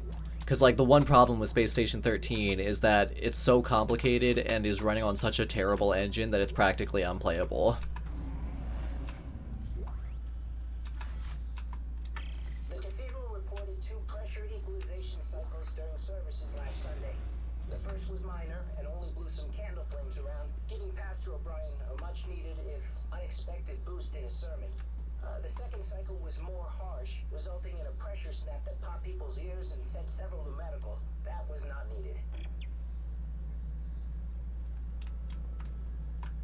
Welcome to the Unity Hall.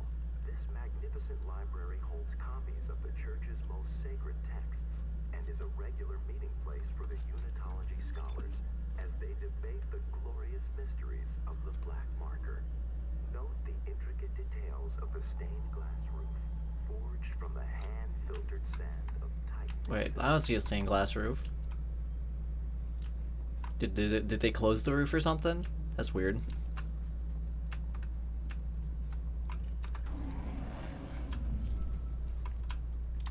Yeah, no, it's always nice to have like wild cards thrown in there that are like really designed to like make shit more unpredictable.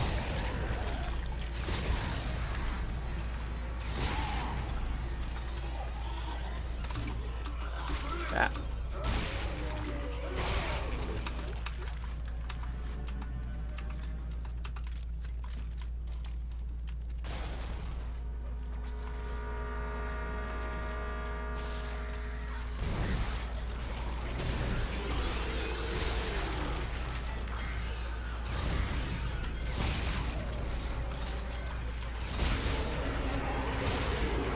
Yeah.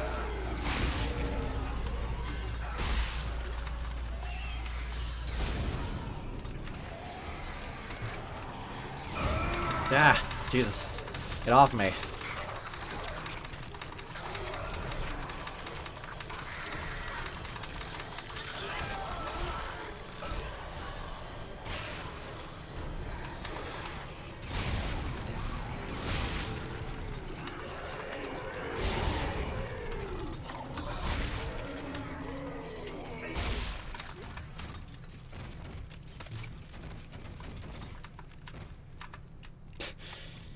Yeah, no, that shit's like, that's dire right there. I did that to someone once. I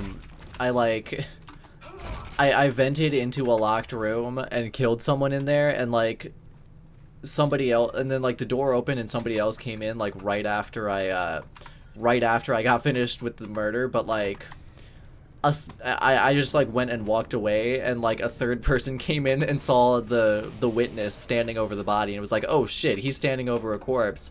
Problems here. This guy's the killer, and it just worked.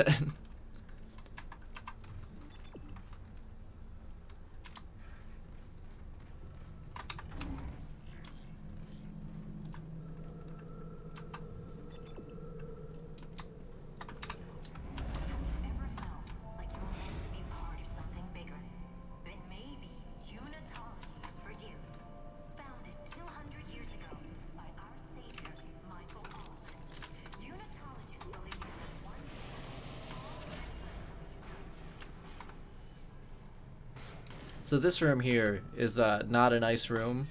One sec.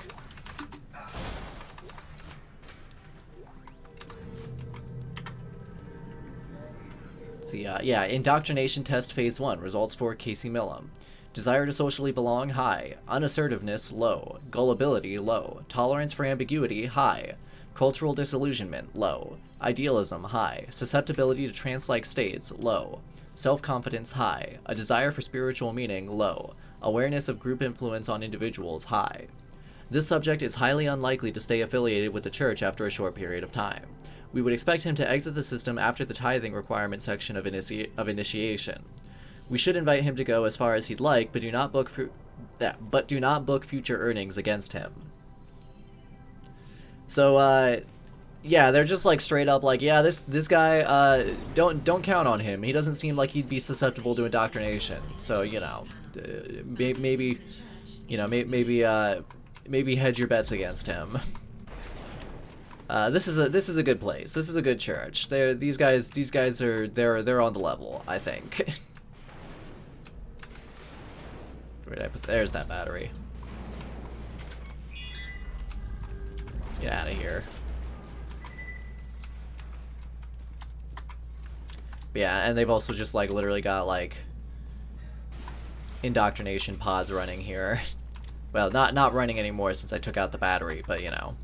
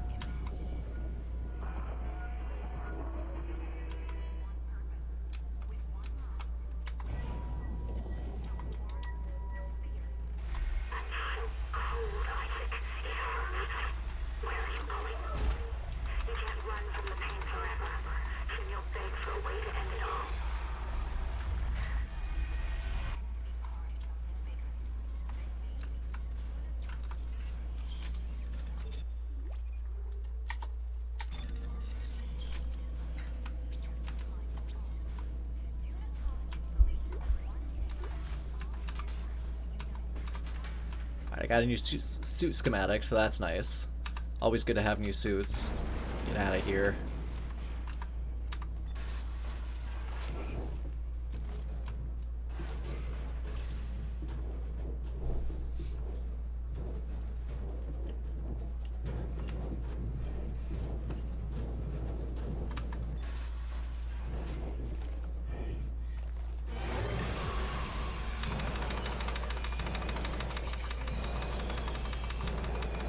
So Nicole is less nice in this game than she was in the previous one.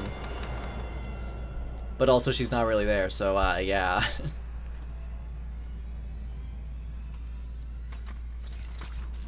I mean, not that she was really there in the first one either, but you know.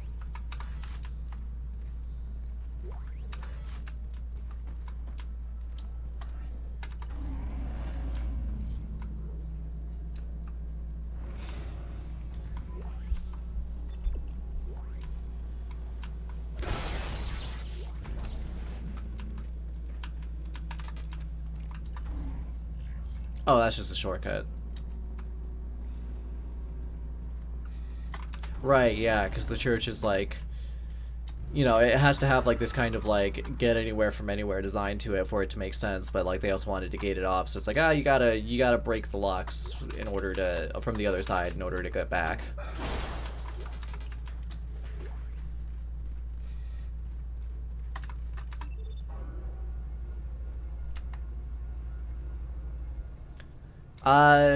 I think the lowest that we had was 5, but we got up to 7 a couple times, as like people on the server dipped in and out.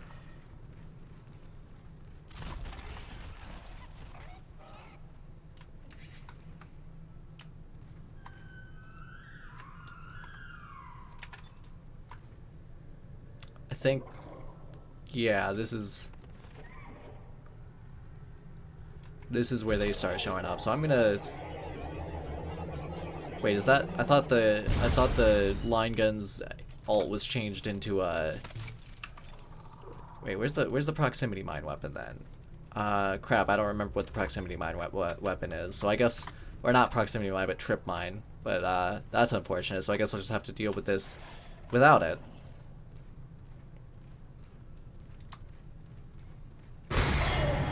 Yeah, we started having two imposters at 7, which I think was a little bit low. There's something in the church. It broke the door. Hang on. I'll try to override all the gates in the area. There's something on here too.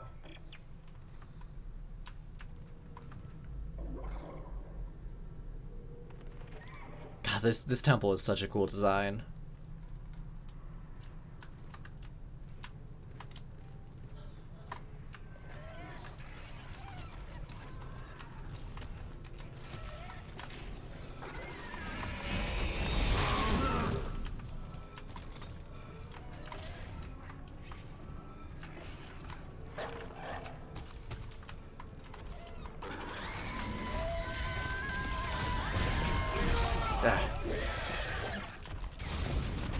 So these guys are very cool because they act like the Velociraptors from Jurassic Park, where if you look at one of them, the other will flank around you and charge.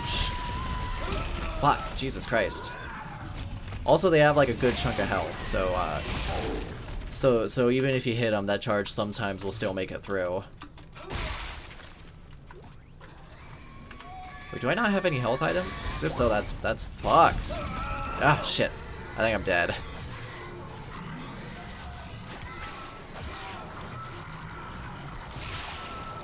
Man, I thought I had taken all of them out. That's unfortunate.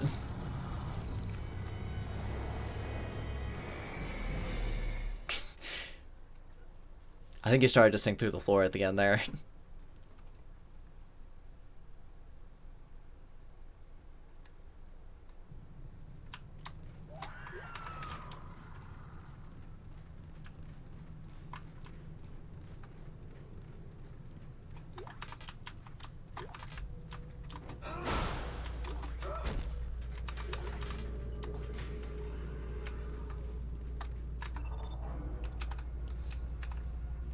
Yeah, it seems like the more, like, having higher amounts of imposters can, like, kind of get imbalanced pretty quick if you're not careful.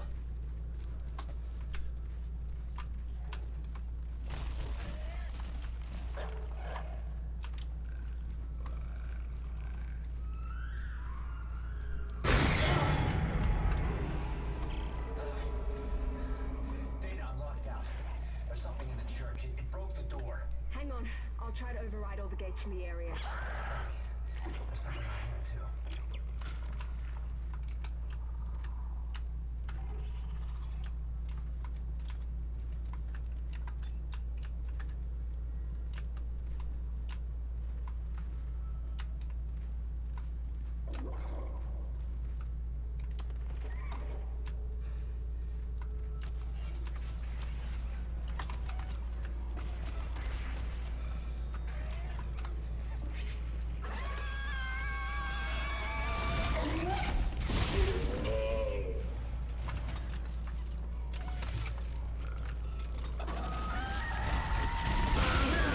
Isaac! I don't think I can open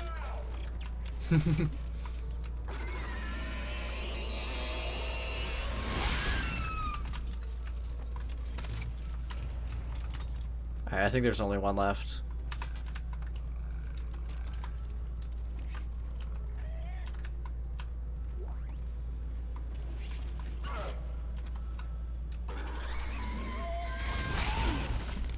See, once you're down to only one stalker, they're pretty easy to handle because all it can do at that point is just charge at you.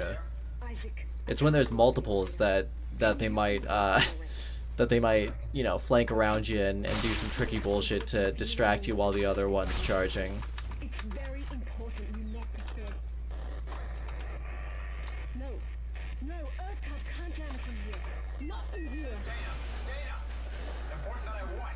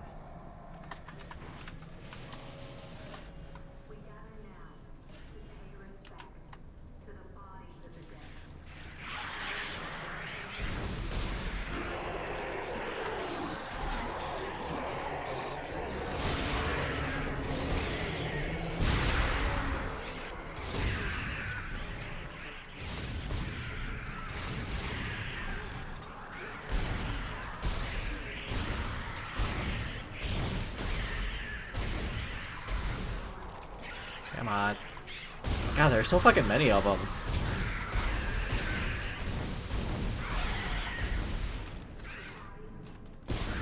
There we go.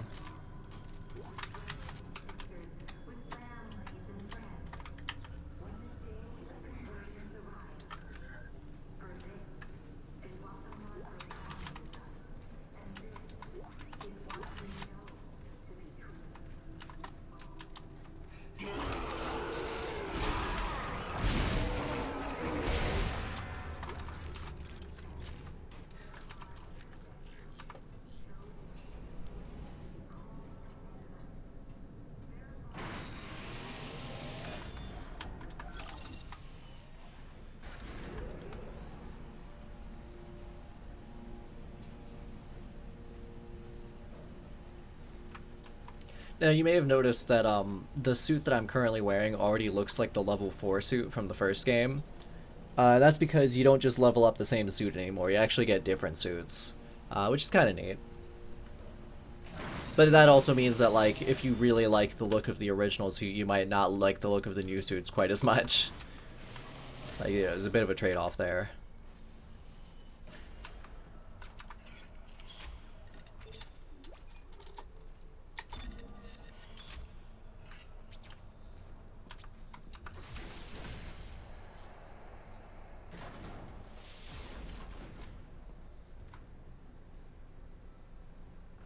Oh yeah, this bit. This is a cool bit.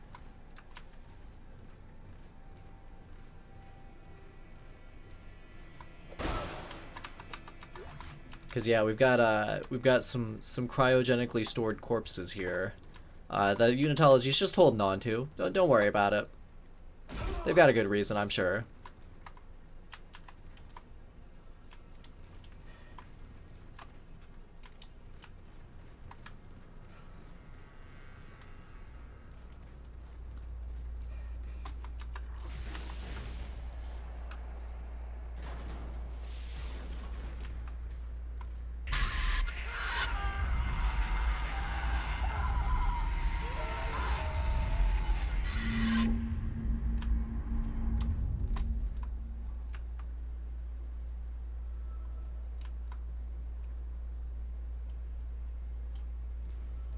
That's a fair point, yeah.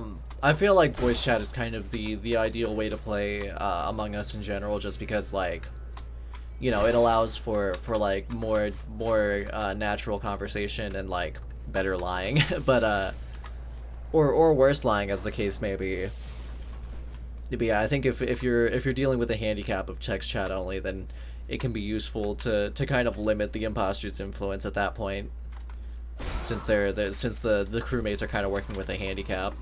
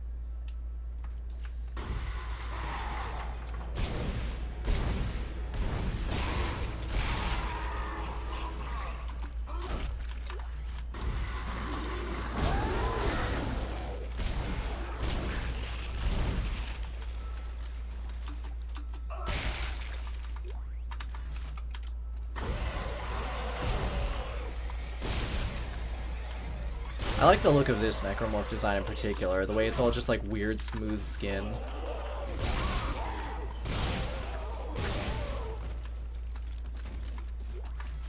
Also, its torso is like twisted around backward. Like you can see that that's the chest right there on its back. Very cool.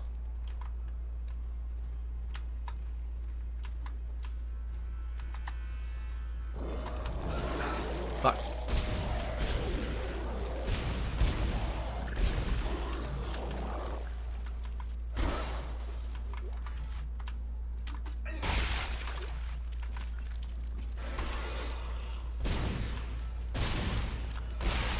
me try that again.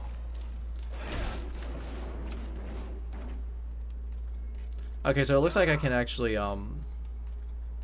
like interrupt swing animations by pulling out my guns. That's neat. Although it looks like it only works if it's like before the actual hit connects. Because if I wait too long, then I can't do it. Yeah, I'm a little familiar with Alpharad. I think I was subscribed to him for a little while, and I've watched like several of his videos. You know, when he was doing like Smash stuff. I don't know if he's still doing that or not. But yeah, I've watched a fair amount of his stuff. He's not bad. Another text log here. Facilities work order 118745. Problem: crypt coffins getting stuck in the tracks. Repair status: examine the track system delivering coffins to the crypt. One coffin was jammed inside. Released gravity. TK'd the coffin free. Took several attempts. Coffin damaged. Examine the track system. Several support struts had broken free, warping the track. The cold of the crypts caused brittleness in the poorly executed original welds. Realign the track, welded struts properly back in place. Tested 5 coffins, all passed smoothly. Work completed. Closing ticket.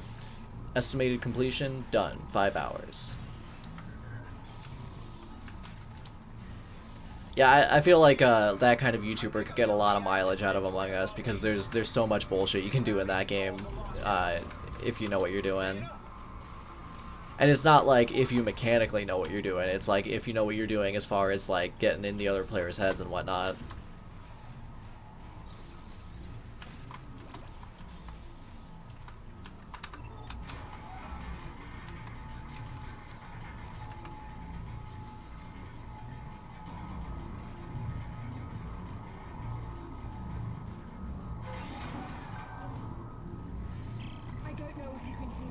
Honestly, this lighting is still impressive now. Like, Jesus Christ.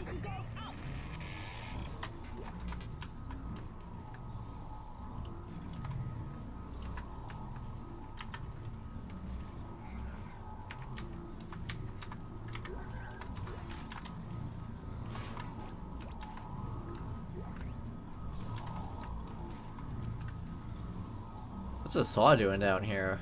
That's weird.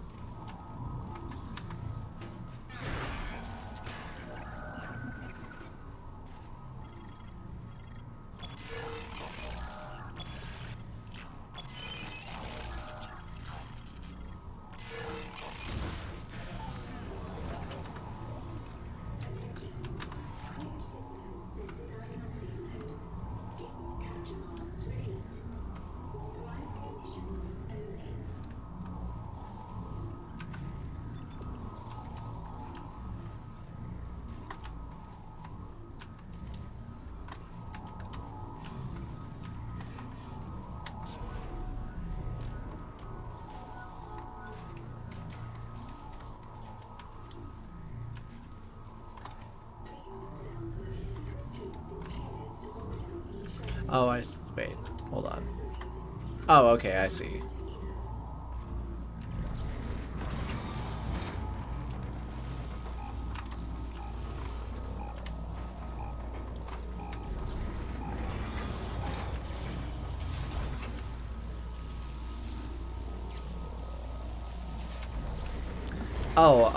Let's see, it was Frog King, Annie Maikaru, from both of whom are from are my co-hosts on Fists of Film Reel and are on the We Hate Anime podcast.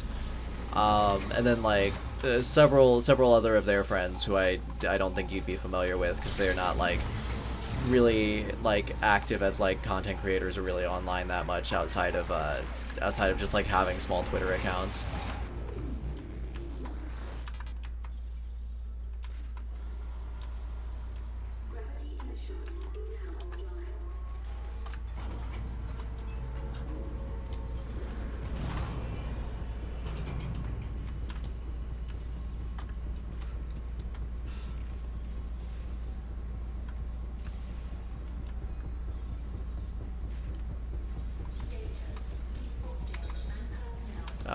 I gotta go refill my stasis.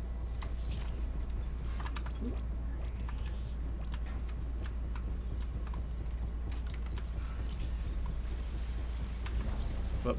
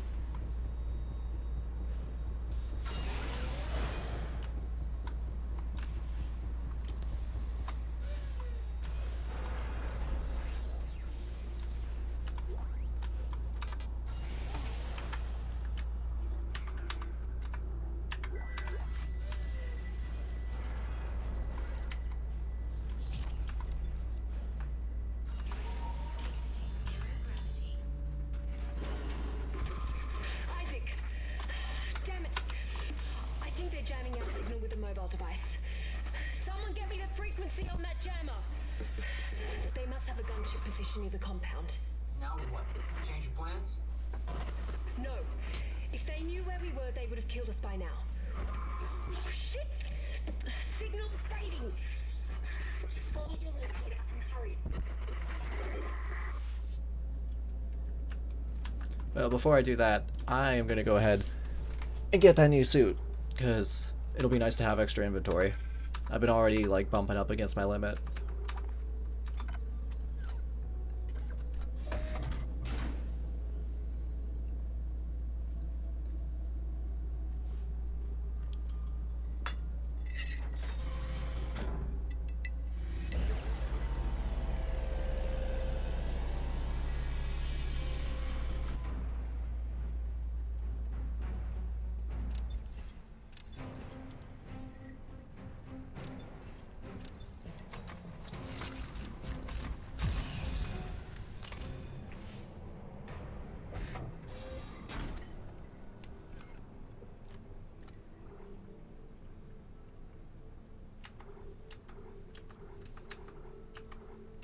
The pulse rifle is actually a lot better in this game than it is in the first one, so I think I might pick that up. How much is it? So, yeah, I'll definitely pick it up, because that's not that much. Like, I think the pulse rifle is, like, kind of useless in Dead Space 1, but it's not bad in Dead Space 2. Let's put that on 2, though, instead of 4.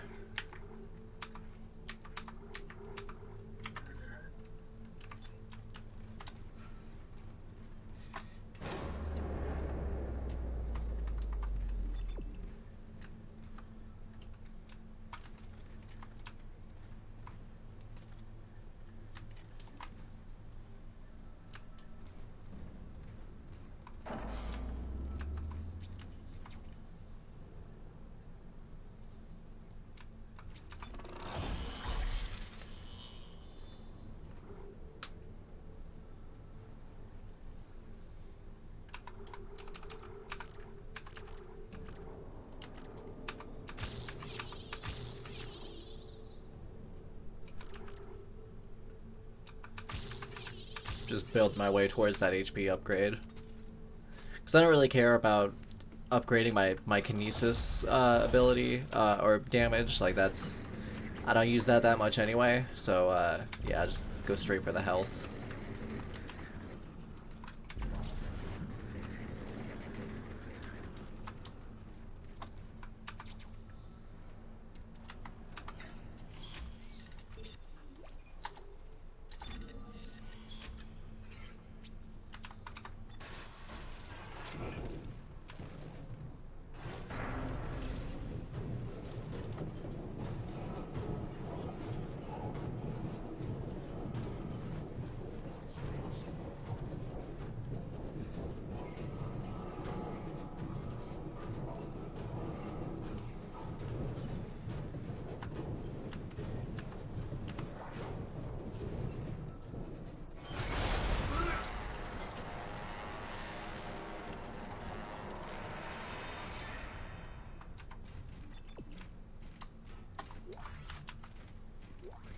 A lot of pulse line or pulse ammo, so that's cool.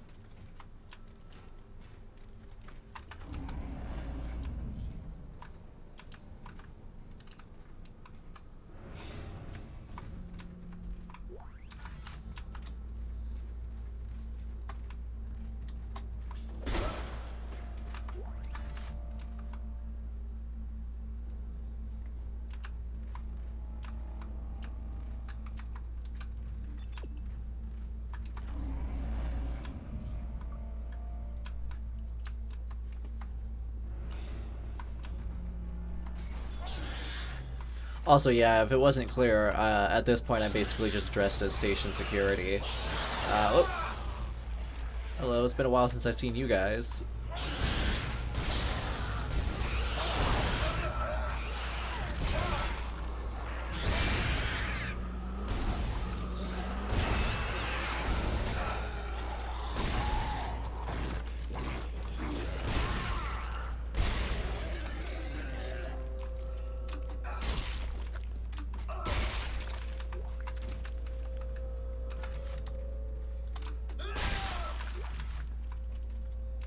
Where'd the other one go? Oh, there it is. Need that meat pinata.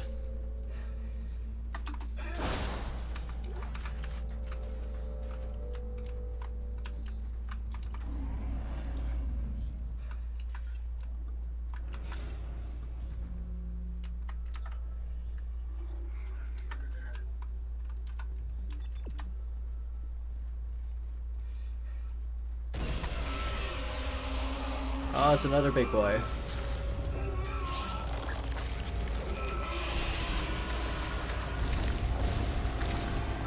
Is that like a little like creature on its tendril? That's or oh shit, that's like oh fuck me. I think this was a pregnant woman. I think that's what's going on.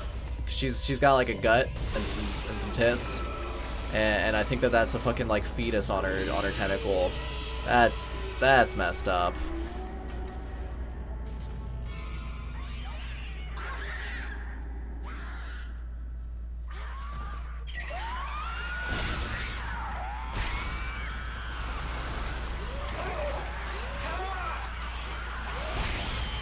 I will say this for this game's accuracy, though. It is true that the fetus is the weak point. That is always the case. And why am I using this on these guys? I should use the pulse rifle on them, since they go down, like, instantly. Yeah, there we go.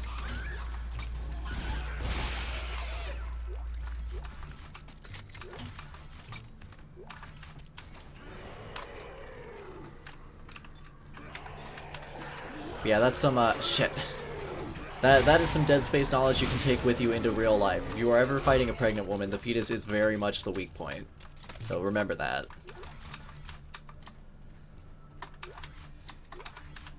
Was that javelin rounds again? It was. Just stop giving, or just javelin spears, I guess. Stop giving me that. I don't have that weapon. I don't want it. Yeah, everything else is stuff that I actually want.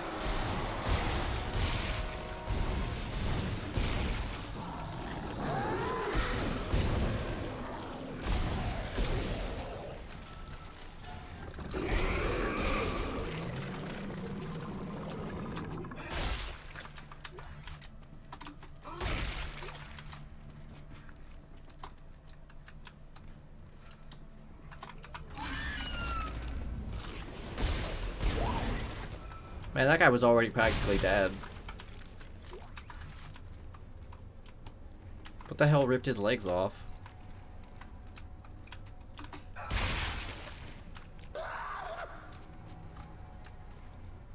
I heard that. Also, yeah, the body parts have a tendency to just like roll wherever. I don't know if that's intentional or not. It might be. It might be that they're supposed to like still be alive. Because technically the necromorphs are still alive after you dispatch them. Like, they're just not usable as, like, a weapon anymore.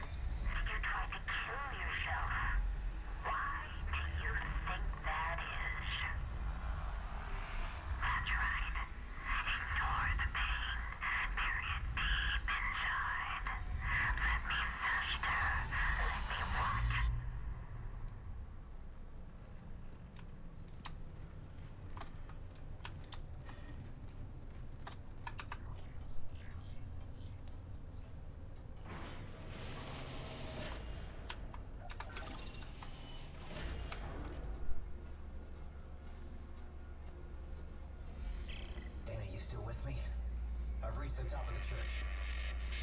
You're almost here. I'll be waiting by the shuttle.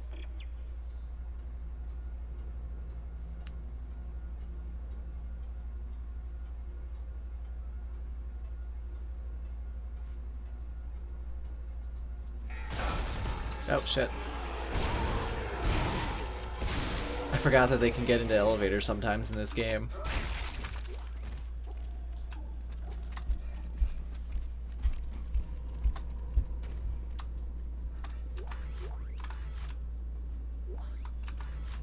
Oh, okay, that's what it is. Well, I'll take that over what it does in the first game.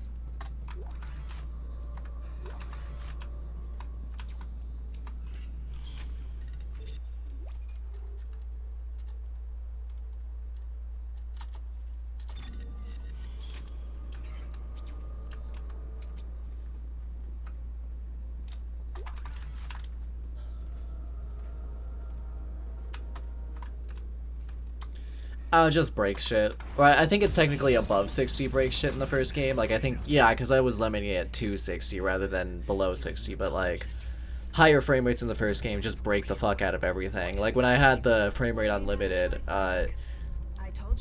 my elevation would change randomly, so I was just, like, vibrating up and down. Not good stuff. Felt like the game was, like, on the verge of crashing at any moment. EarthGov won't leave you alone because they're afraid you'll destroy their marker. After all, you did build it. What are you talking about? Well, that's why we brought you here. To build markers for us. To spread glorious convergence to the entire galaxy. You people are unbelievable! Just give me the fucking cure and let me go. Oh, we don't want to cure you, Isaac. We need that precious little head of yours just the way it is.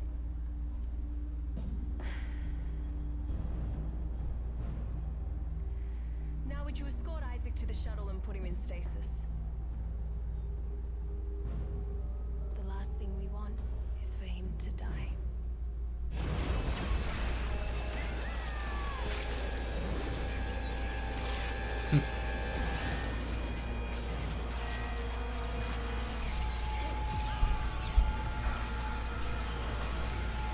The chick who betrays Isaac dies a lot faster in this game.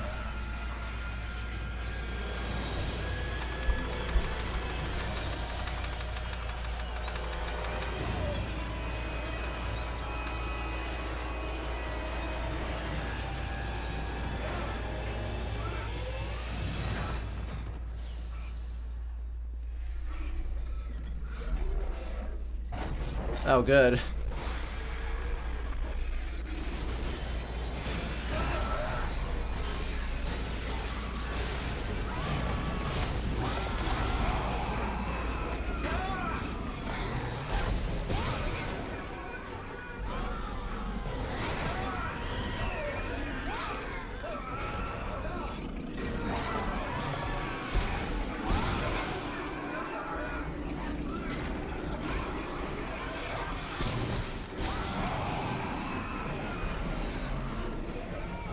Yeah, basically, like EarthGov are out to kill you because you're dangerous, but it's like, well, at least they're not actively trying to bring about the apocalypse.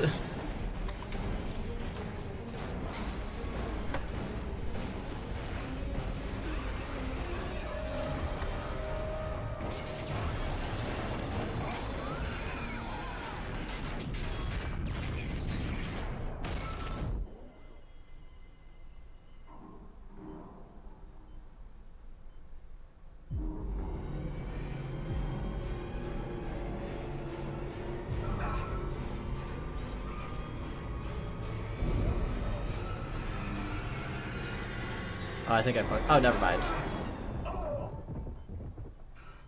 For a second, I thought I'd shot the explosive too close to me, and it hurt, and it killed me. But nah, I'm good. One thing I like about that set piece is you can, if you look, you can just barely see that Isaac's oxygen meter is counting down the whole time.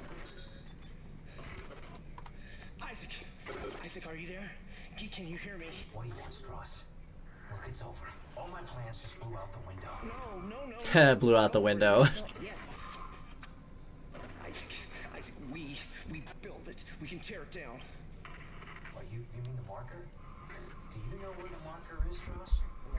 It's in the government sector. But we have to move now. Now. Because time is running out for moving for us. Strauss!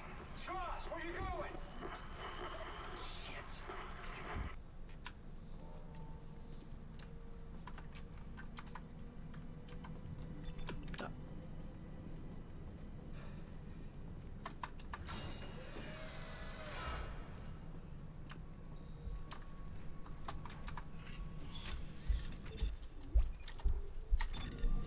Yeah, I think I got like another hour or so in me. before I'll have to get off and start getting ready to go to work. Let's check out what's over here.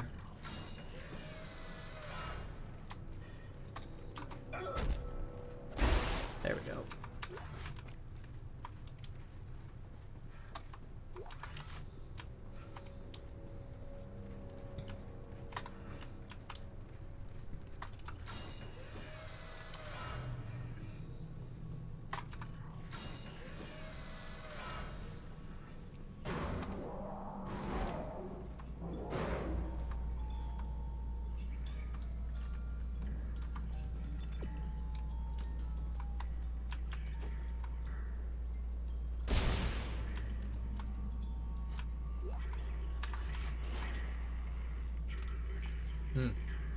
Doesn't seem to be doing so hot. Neither does she.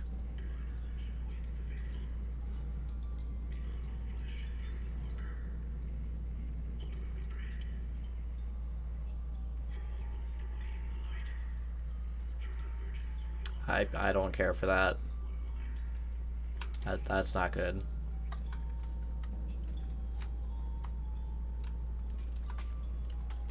Hello.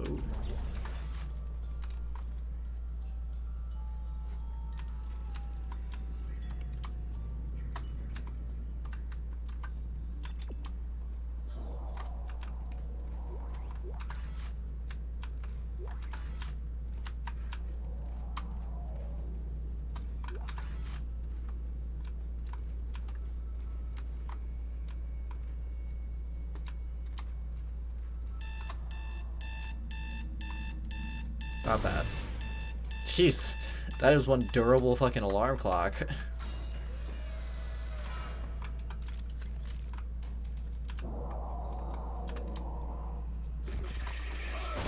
of us after sessions. I remember. They took us to the machine for our sessions. Through the steps. I don't remember any sessions. You're lucky you don't remember. When you do, he starts coming back. Who? Who comes back? Who? Look at you. You've grown up so much.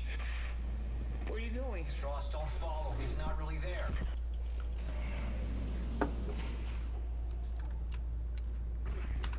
Director type. All surviving squads are ordered to fall back. Repeat, fall back from the sector. Operation Endgame is in effect. Contingencies are in place for our lost assets. Director type. All surviving squads are ordered to fall back. Repeat, fall back from the sector. Wait. There's an arrow here. It doesn't seem to be pointing to much of anything.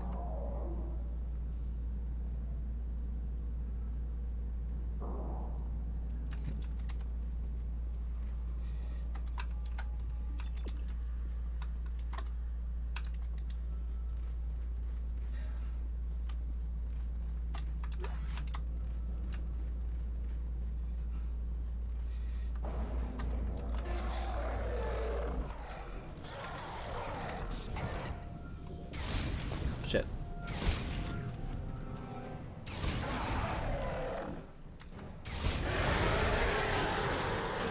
Did I break it? I broke it.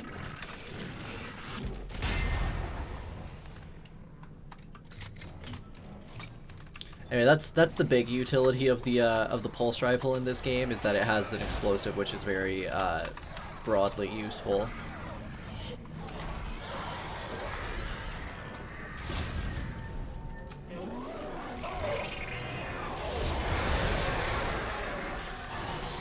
Like, I broke that one too.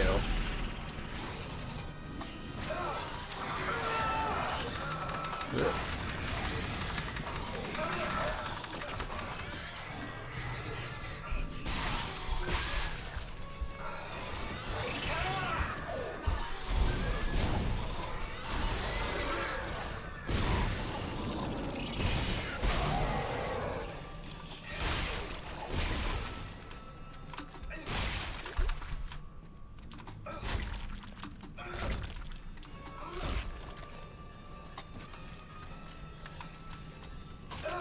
Fuck.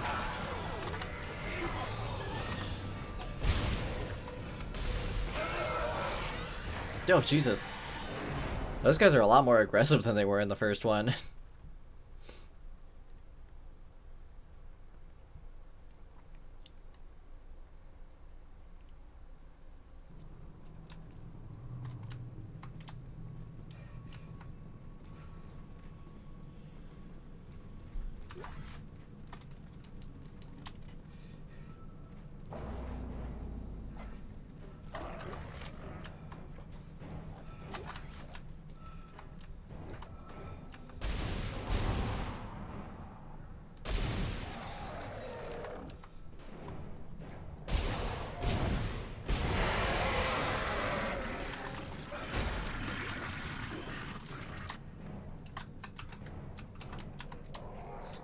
Oh, they did that all the time in the first one. Removing a head is definitely never been like a way to kill a necromorph.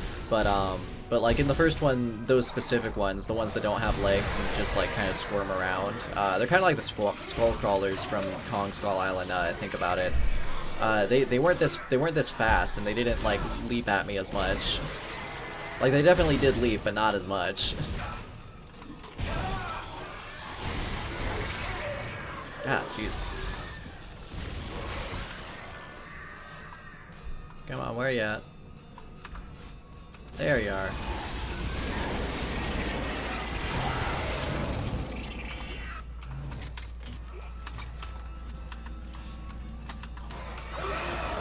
Whoa.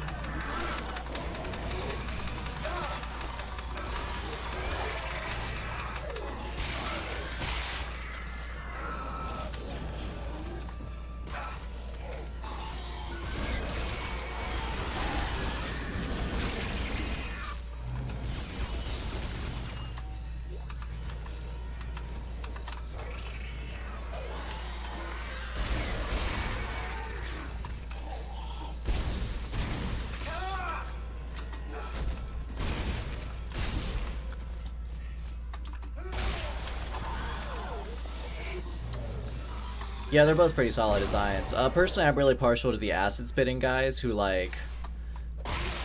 I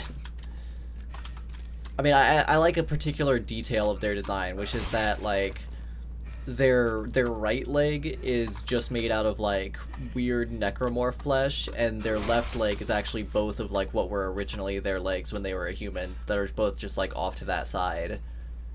It just kind of drives home how, like, this is, like, a really fucked up human corpse. I think those guys only appear in this one, but they're really cool.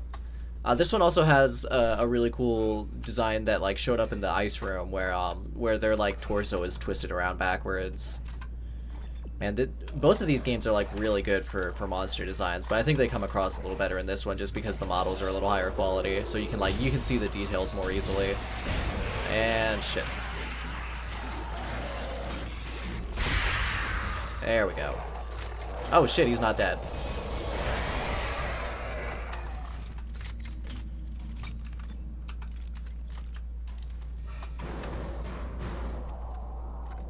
Don't bother me while I'm shopping.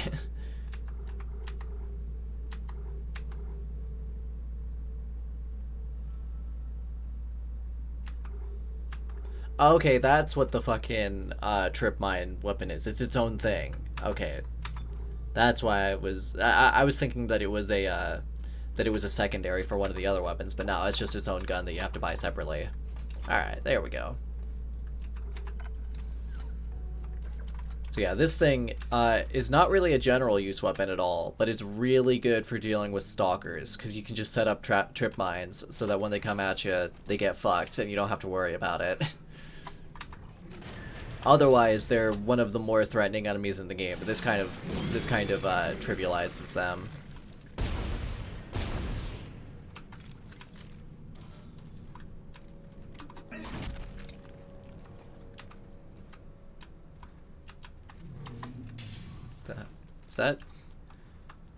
Is that intestines wrapped around this thing? The fuck? Maybe That looks like guts. I don't know, maybe it's just wiring and it just has a weird texture on it. I'm going to say that's the case because that's more comfortable.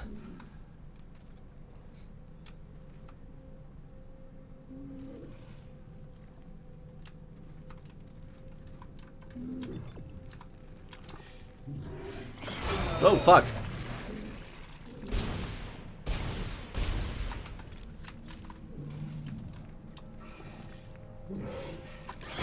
Ah, Jesus Christ, I can't see those things at all.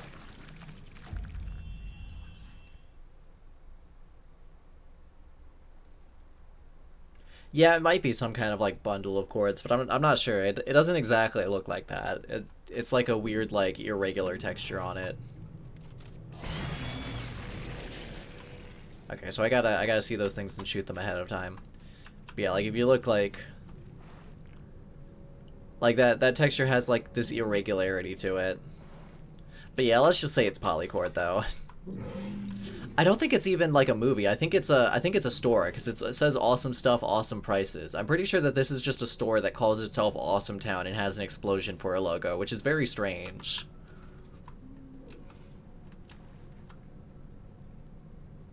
So you learn how to live as one with the entire collection of teachings attributed to our founder, Michael Altman. I want more Peng. Same, TBH. Same.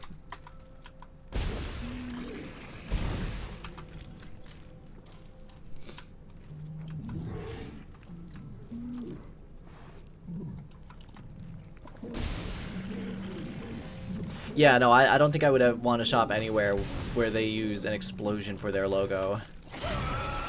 But I already shot that one. Come on. Oh, I see. They rearm themselves after a little bit.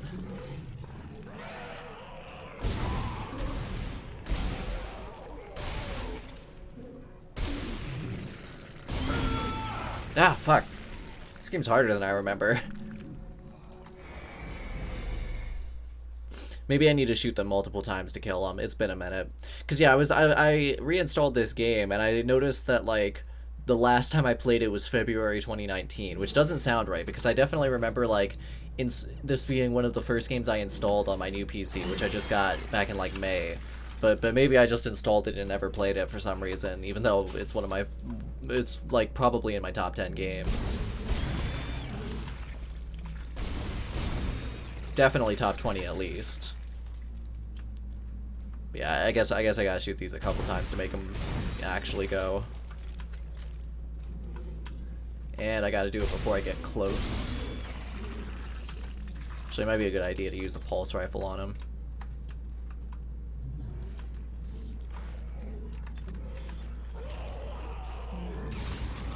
Oh, there we go.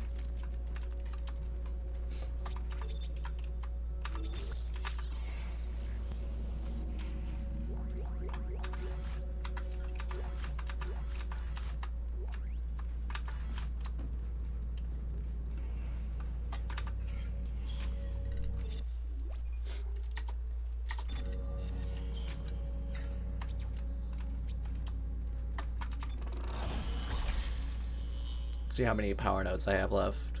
One. Well, I'm gonna hold on to that one then, because I don't know when the next door will be.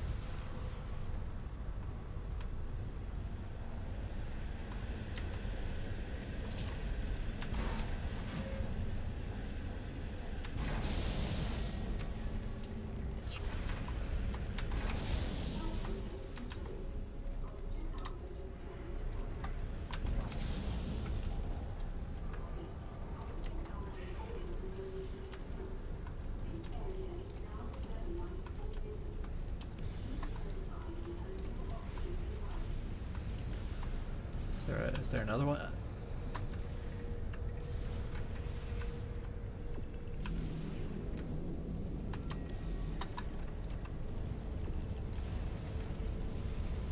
Still doesn't look like I can get through there.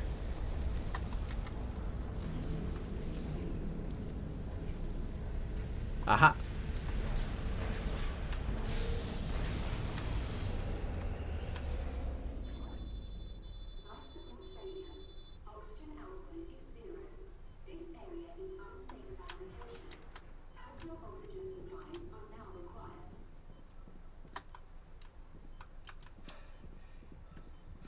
Oh shit.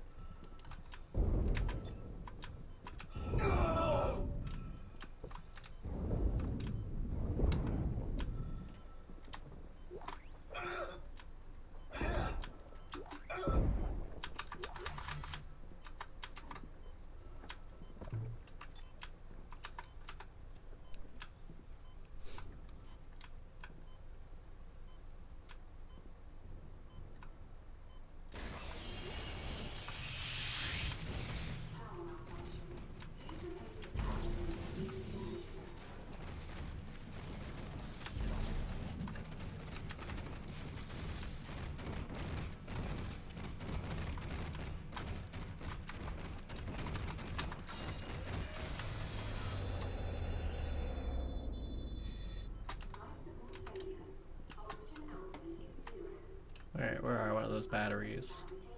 Man, I shouldn't have fucking thrown them all around the room like that. Ah, there's one.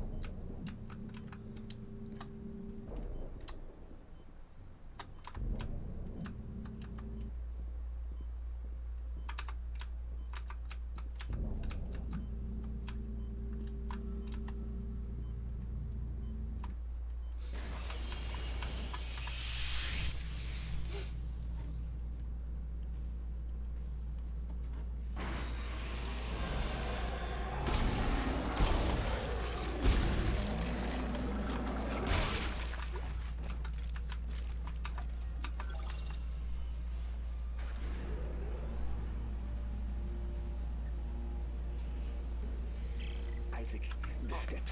He wants me to follow the steps.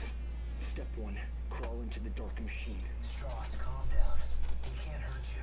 He wants me to go into the dark machine, Isaac. I can't go. She's in there. She's waiting for me. Strauss. Oh god, oh god, oh god. Strauss, listen to me. You need to keep moving. Can you get to the train? Can you do that? He's coming. Can't talk.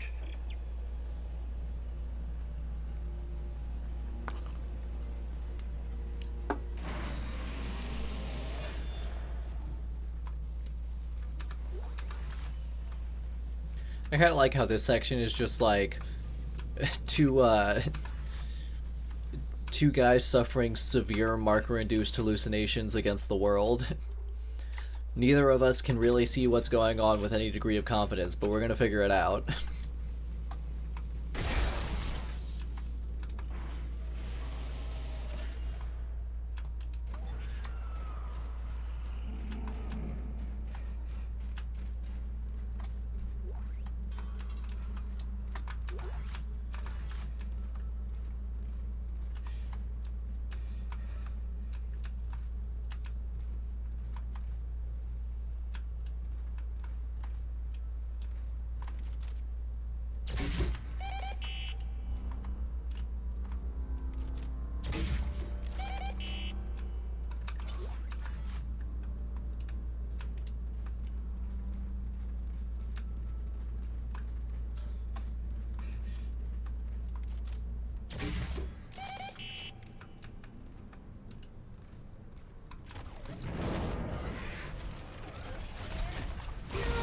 Fuck.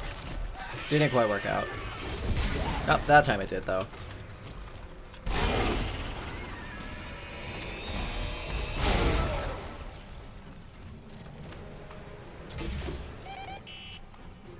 Come get me. Fuck. Shit, I wasn't expecting that one over there.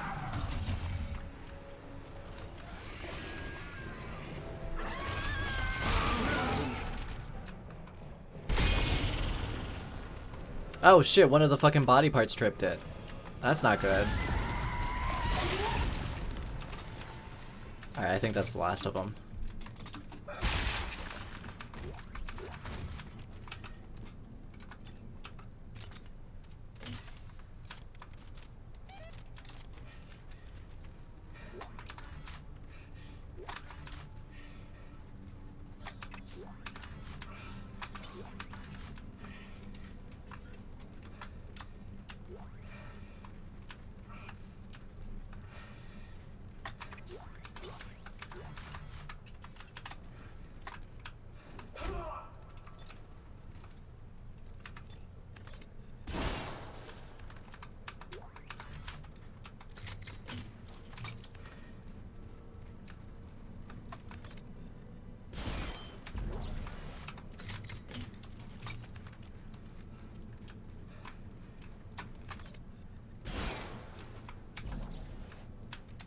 there?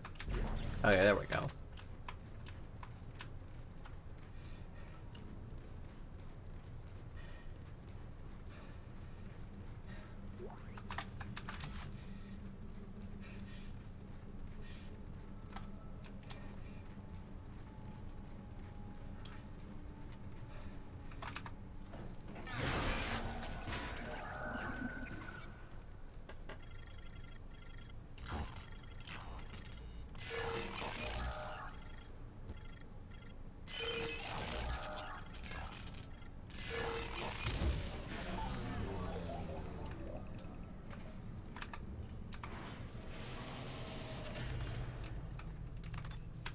That's a lot of corpses.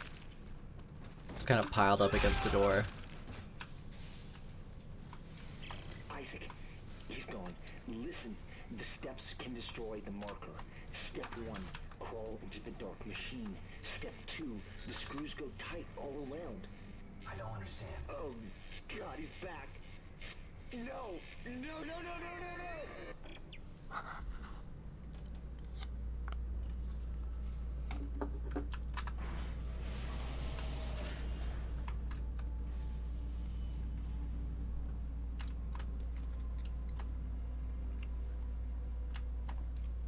I can't even read that what that says because their legs are in the way.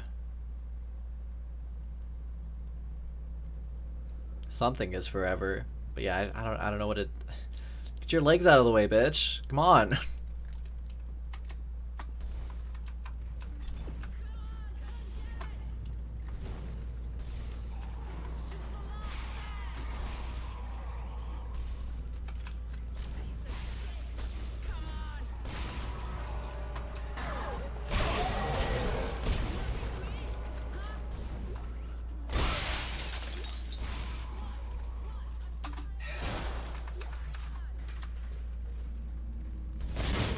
Whoa, hey, hey!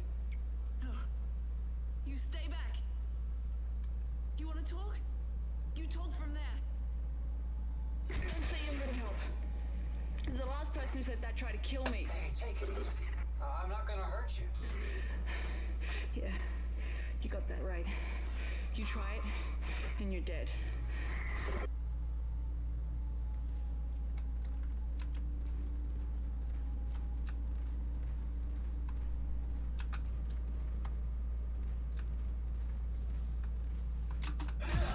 Look, I think we got off to a bad start here. I'm Isaac. Ellie. What do you want, Isaac? I'm trying to get to the transport hub. I need to get to the government sector. What do you think we were trying to do? Hey, I can help you. Besides, we got a better chance if we stick together. Don't you agree? It's not a chance, Isaac. Other people are just a liability. I'll release the door lock. But after that, you're on your own. And please, don't follow me, okay? Wait. Wait.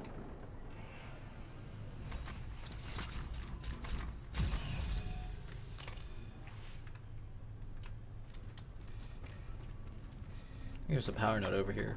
Oh no, it's a schematic, but that's also useful.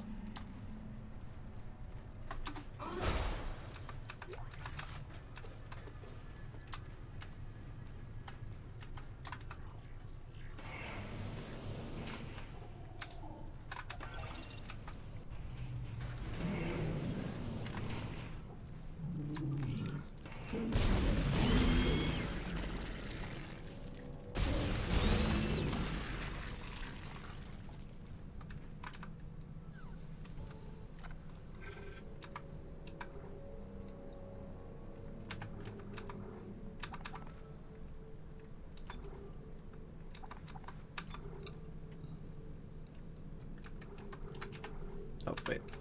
I don't need any Ripper ammo.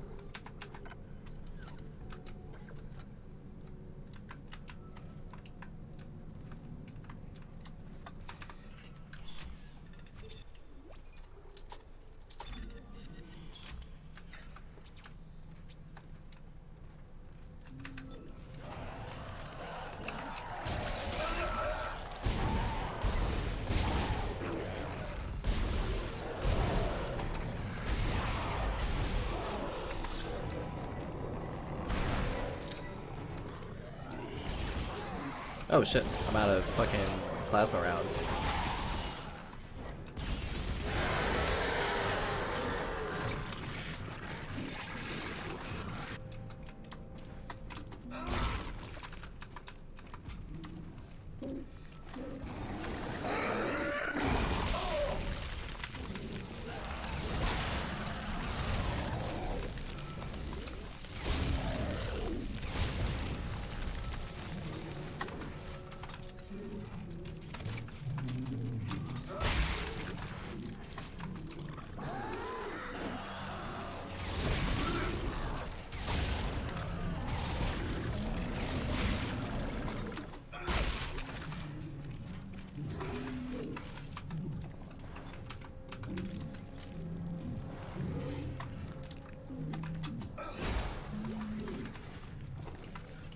Yeah, it can be a bit of a pain in the ass, because not only does it hurt you, but it also stops you from sprinting for a while, and like makes you move slow, which is not ideal. Yeah, check out over here, but it looks like we're gonna have to head into the elementary school. Yeah, because this is locked.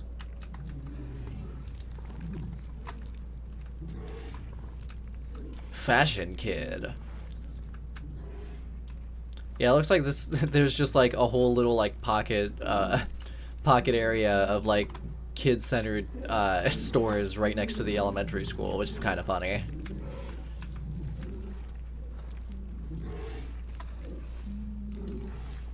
Oh wait, hold on. There's something in Fashion Kid. Cool, a power node. Glad I didn't miss that. Those are really useful. Also, they got really unimaginative with this store's name. It's just called Toy Toy. With the Blade motorcycle and the Mind Flyer.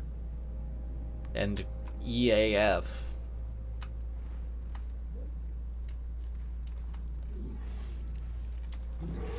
Yeah, no, Dead Space as a whole is very space capitalism. What with Ishimura being, you know, just like the absolute simplest possible like mining ship available.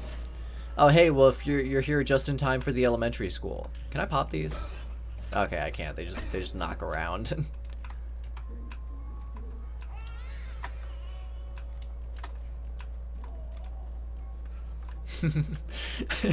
This future is Tim Curry's worst nightmare.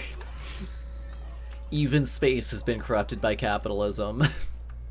There's nowhere to escape to. Uh-oh. That's not good. Don't do that. No, no. No, that's not a baby anymore. Ugh.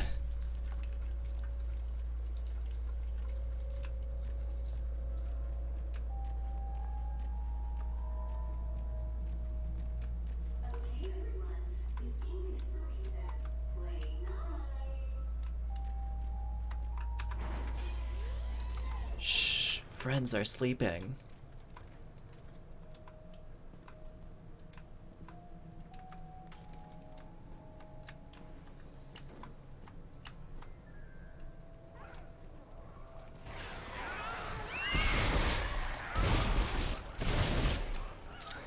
I should be using the pulse rifle for this.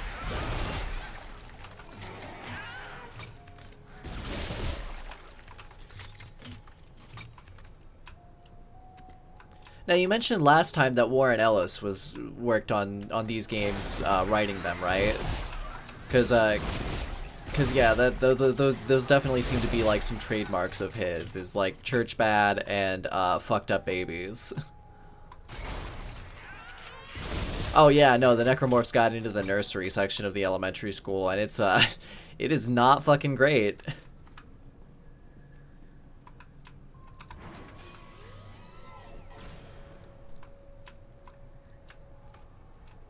Yeah, I mean, I feel like I can feel his fingerprints on this one as well, so it wouldn't surprise me if he also worked on 2. Or if, you know, the other people who worked on 2 were just, you know, were just picking up what he was laying down and continued it well. See, School Nurse Report 8022. The kids are playing way too rough on the playground.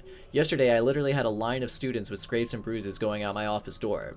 A few kids sustained injuries bad enough to need to go to the infirmary.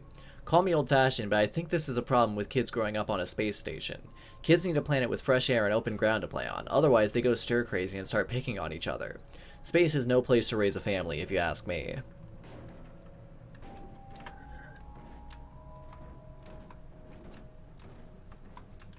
Oh yeah, I'm sure it was super easy. I mean, they're all like just little like explosion pustules now. Like it was probably just like one thing got in there and like stuck, you know, like 20 tendrils out and converted 20 babies at once and just turned them all into suicide bombers.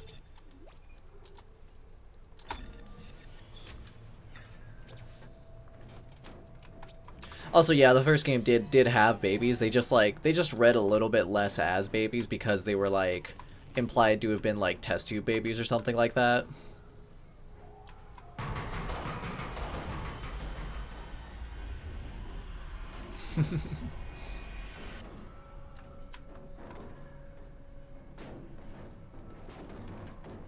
So yeah, I think these moons are freaking out because of the high frame rate, which is a little funny.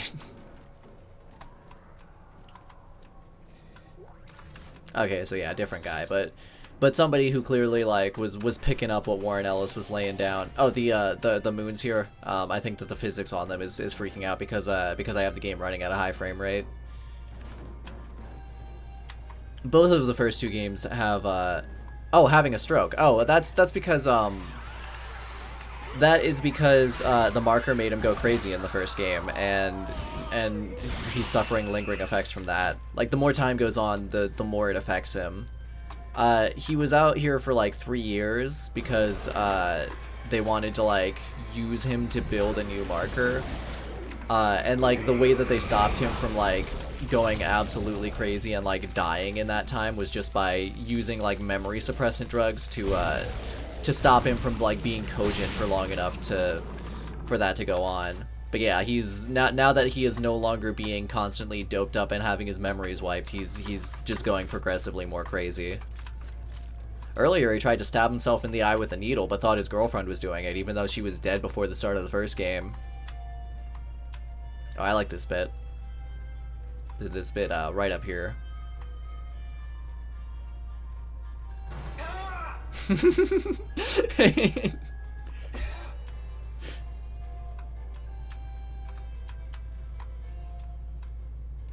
This looks like it'll explode if I throw it. Let's give it a shot. Yeah! That's a cool oh, it's a stasis explosion. Neat.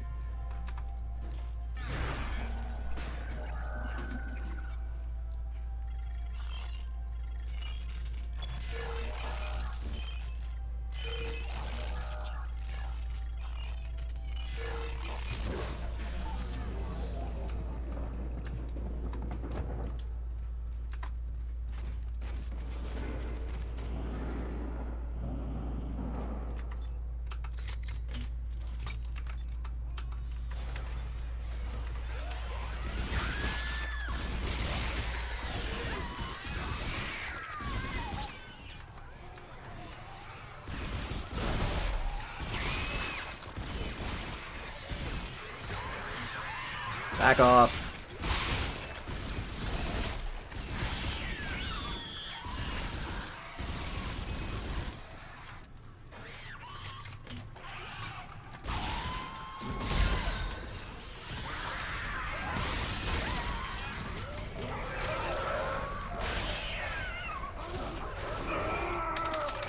Get off of me. What's up, Wolf?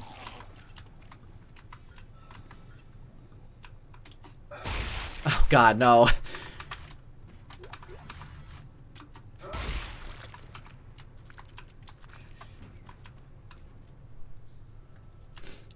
Yeah, I think that's just kind of universal, unless you happen to go to a school with like a high enough budget to not do that. It's kind of neat that in this one though, the tables like become a part of the ground. Like they just sink in.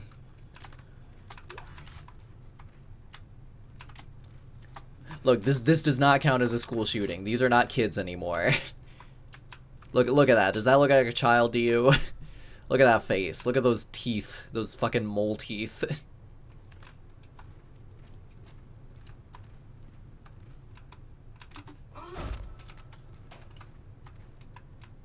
I wanted to turn right side up and then ride it. Yeah, there we go. Let me get on it now.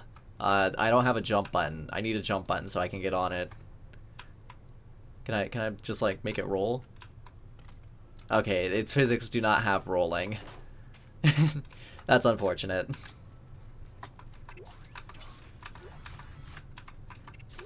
Okay, maybe you should just like stay away from elementary school as well if I don't want you doing anything bad.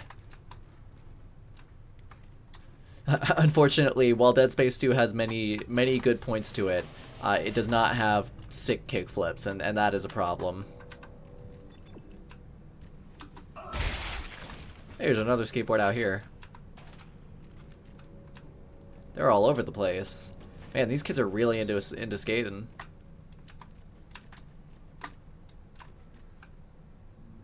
Yeah, there's a log in there.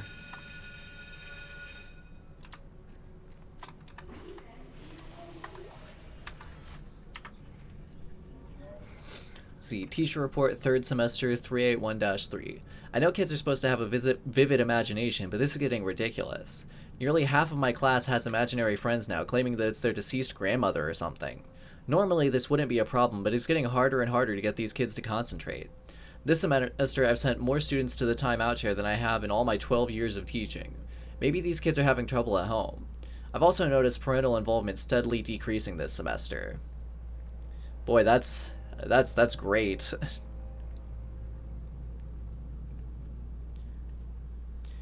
It's really good to know that all of the kids are hallucinating about their dead grandparents while they're building a marker here. That's wonderful.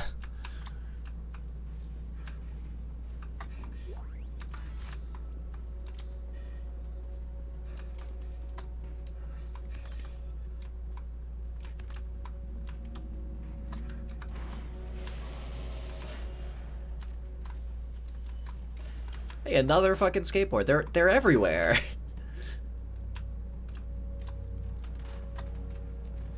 It is good to know that on Titan Station, skateboarding is not a crime. Hey Nicole, how you doing?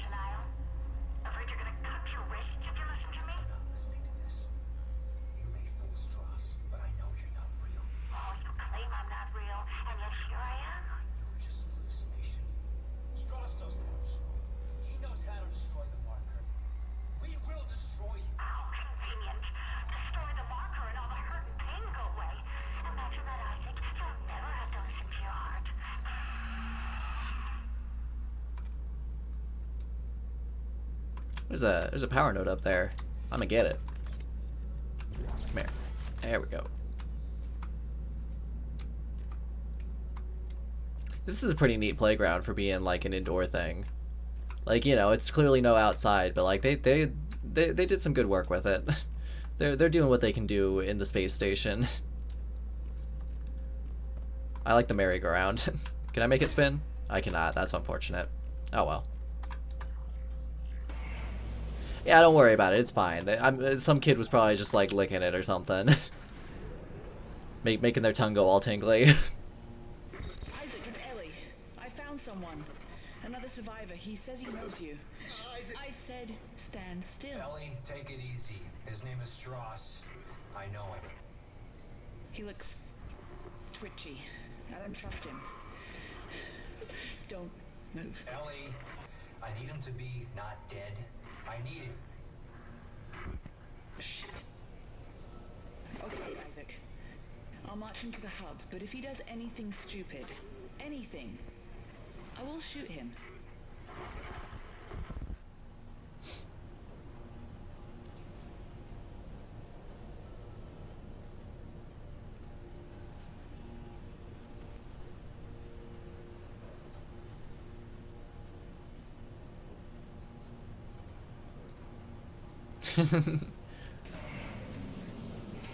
Don't worry about it. It's fine. I don't think the necromorphs are technically like undead anyway. Like they're like a separate entity at that point, you know? Like it's like the Flood. Like they're just like a biomass that just like kills you and takes your body as like part of their own. But it's not like, you know, you're not alive anymore. You're just like a puppeted corpse, I'm pretty sure. I mean, I could be wrong about that, but I'm pretty sure that's the case. Isaac, we're up here. Come on, move. Hello, Isaac. Well, this brings up bad memories. I barely managed to escape the CEC facility this morning. Wait, you're CEC? Heavy equipment pilot, class 4. We're finally on our way to this future, where there's Skate 3000. Nerd. Figures.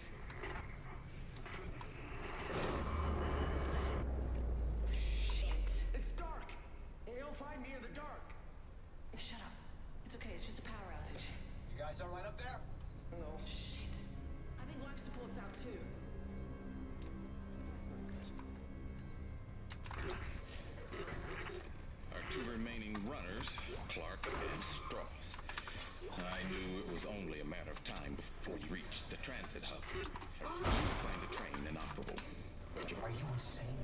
You cut off power to life support. There may be other survivors over here. The public sector is already beyond acceptable recovery conditions.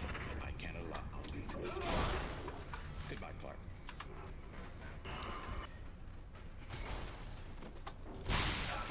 Isaac, look out! It's headed for you!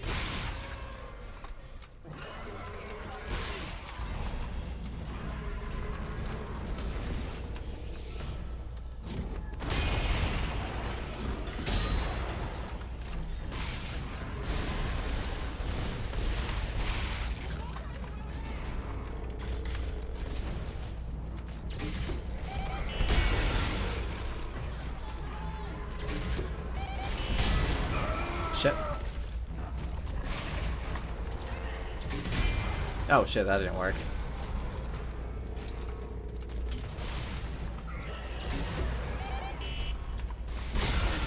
Ah, fuck. It's not hitting him.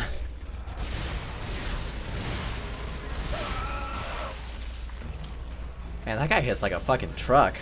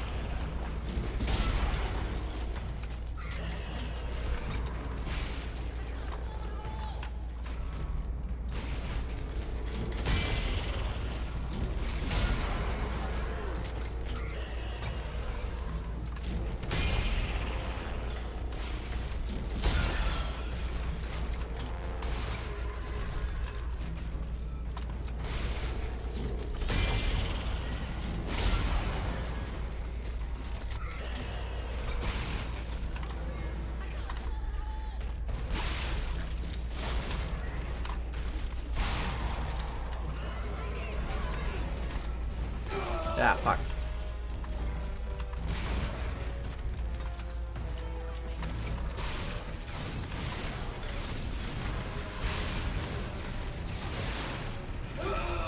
Ah.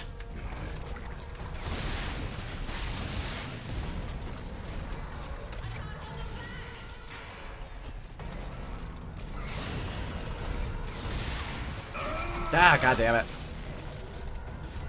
It's surprisingly hard to get out of his way when he's charging.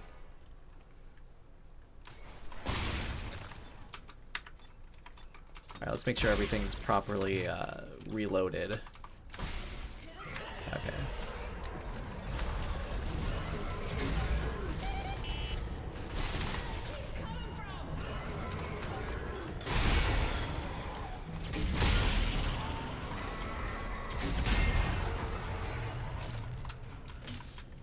Oh, okay. That works. So I guess the proximity mines are good against him. You just have to, like, hit him directly with it. What did you do to piss him off so much? You know what a marker is? Yeah. The unitologist on my crew wouldn't shut up about it. Why? Is it real? Yeah, it's real.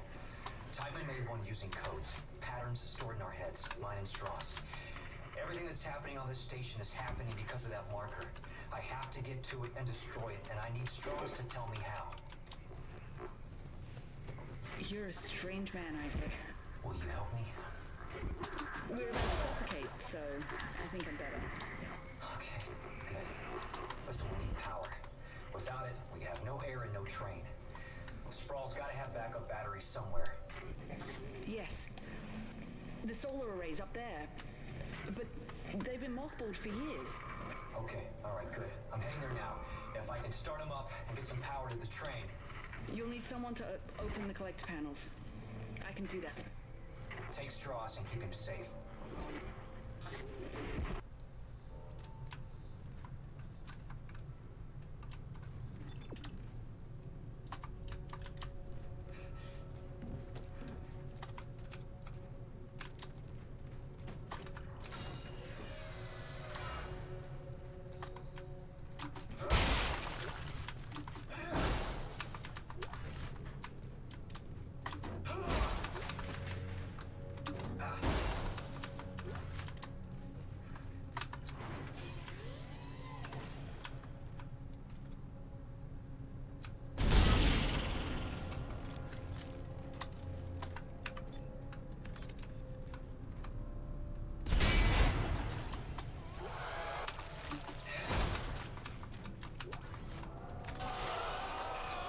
Oh.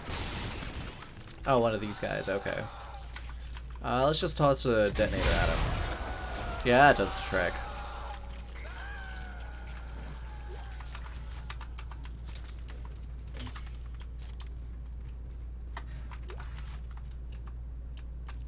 Yeah, these guys look a lot better than in the first game.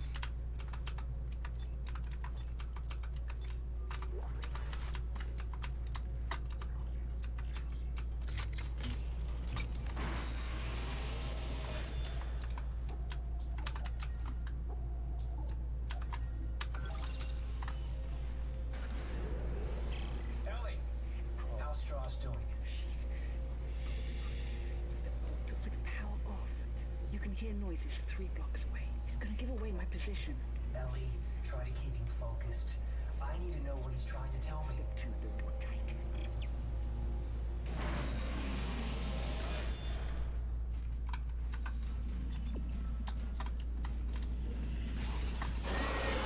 Hello. I wasn't expecting enemies in here since the store was right there.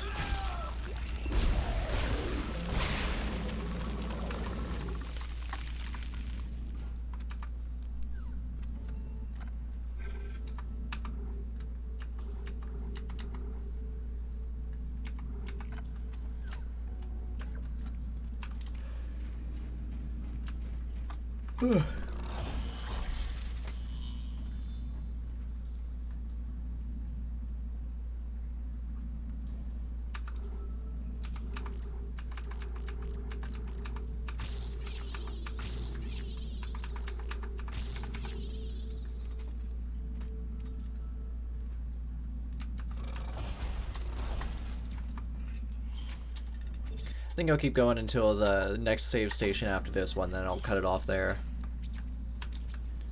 It should be about half-ish way through the game, I think. Pretty sure. Whoa, shit! I'm pretty sure these are like both like 6-hour games.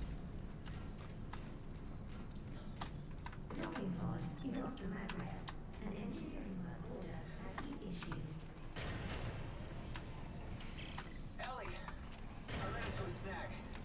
It looks like the docking pod that runs through the solar array is floating at the bottom of the shaft. That figures. Don't worry. I can fix this. I'm heading outside to have a look.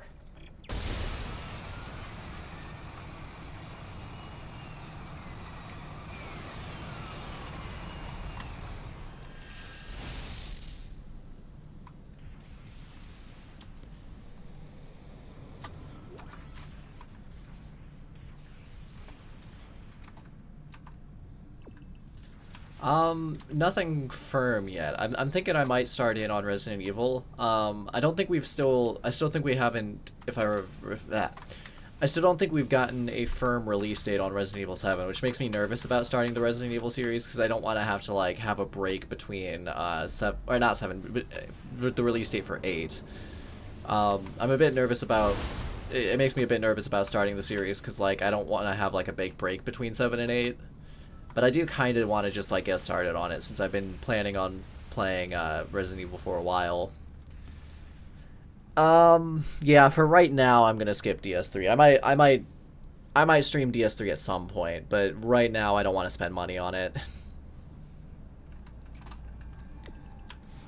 Because, like, I've got dental bills to pay for, and I don't want to be spending money on a bad game while those are still, you know, looming over me.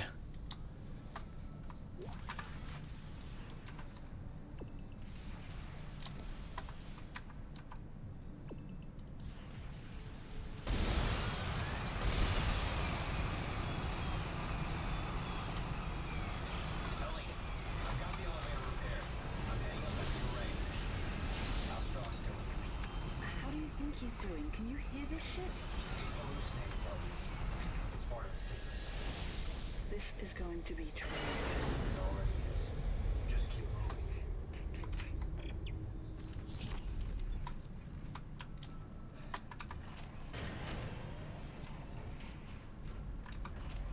I appreciate the fact that the zero-G movement in this game is 6 degrees of freedom instead of like trying overly hard to keep you oriented.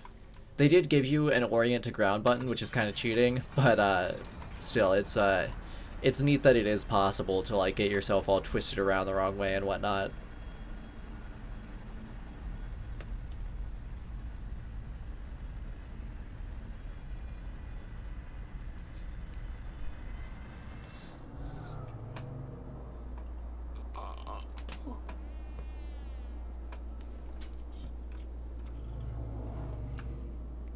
But yeah, I think after this I'll probably just go ahead and start Resident Evil 1.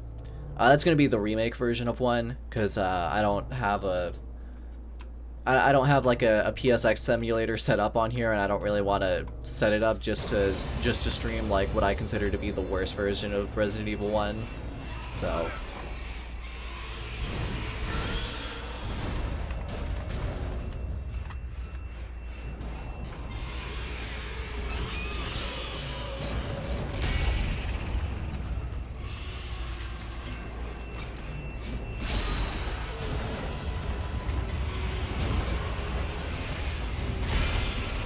that is the one thing that the PS1 version of Resident Evil 1 has over the remake, is that the remake's dialogue and voice acting are like so much less cheesy and therefore less fun. Like I do miss the Jill Sandwich line. I do miss the live action opening. Those should have been in the remake. But like in terms of like how it plays and like the general graphics and, you know, I think Resident Evil 1 Remake is a more solid package overall.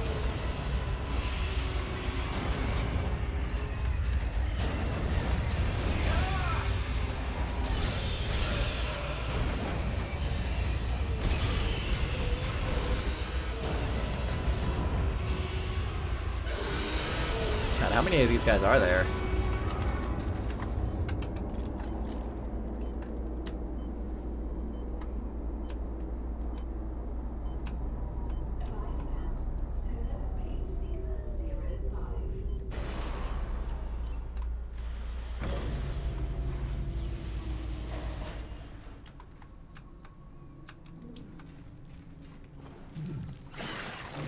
Ah, fuck.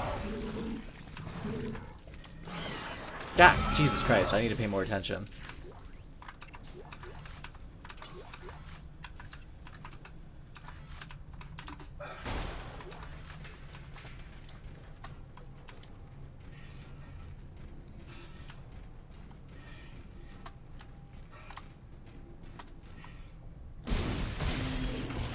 There we go, that's more like it.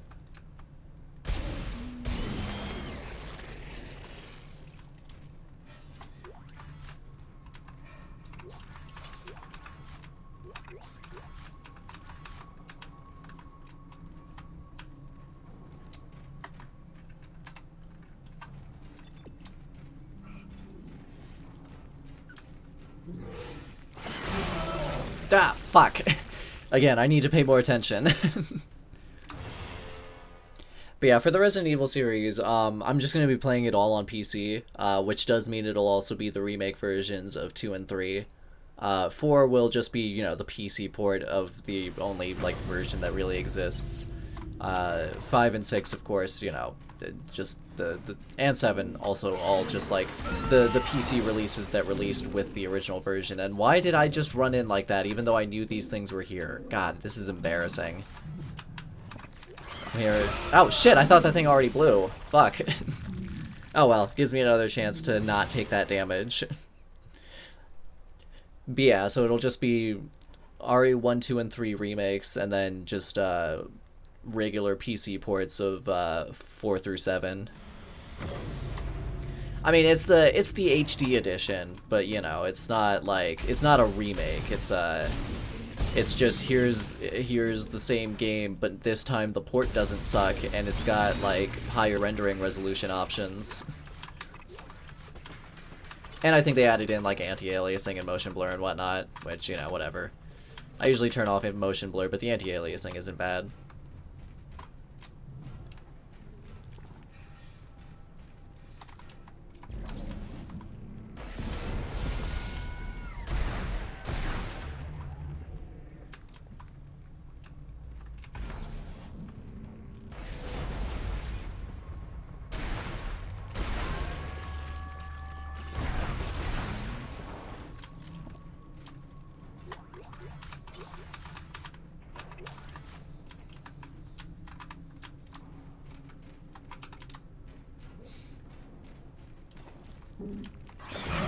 Ah, fuck.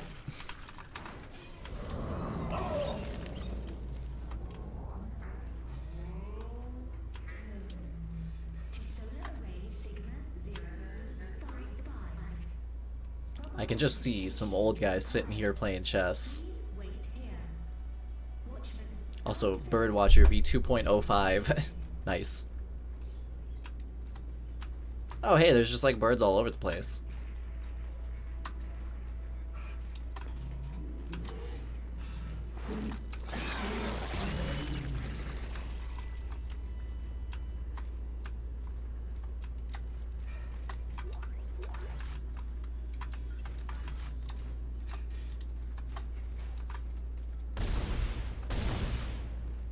Man, these look like I should be able to open them or something. This is bugging me.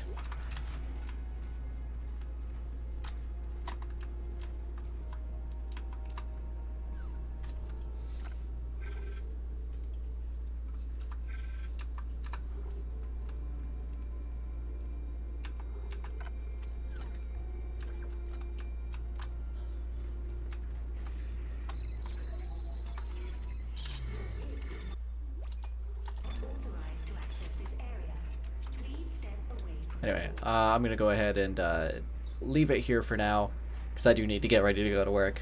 But yeah, next Sunday I'll be playing probably through the rest of Dead Space. I don't think that there's more than like 5 or 6 hours left in the game, because I think the whole game is like 6 hours or so. So I would be shocked if there were 5 or 6 hours left. But yeah, I'll just this coming Sunday, and yeah, I'm just gonna finish this up and then probably start. Yeah, I'll probably start Resident Evil 1 next Wednesday, unless I finish this really early into the next stream, in which case I'll start it then. But yeah, so I'll see you guys next time. Hope you all have a good day, and yeah, that's basically it. Man, I hope work goes okay today. I hope that there's not like... Yesterday there was like an issue with like the system not drawing as much pulverize as I expected it to, so I kept having to like clear it out, and that was inconvenient. But yeah, hopefully that doesn't continue to be the case. But yeah, you all have a good day.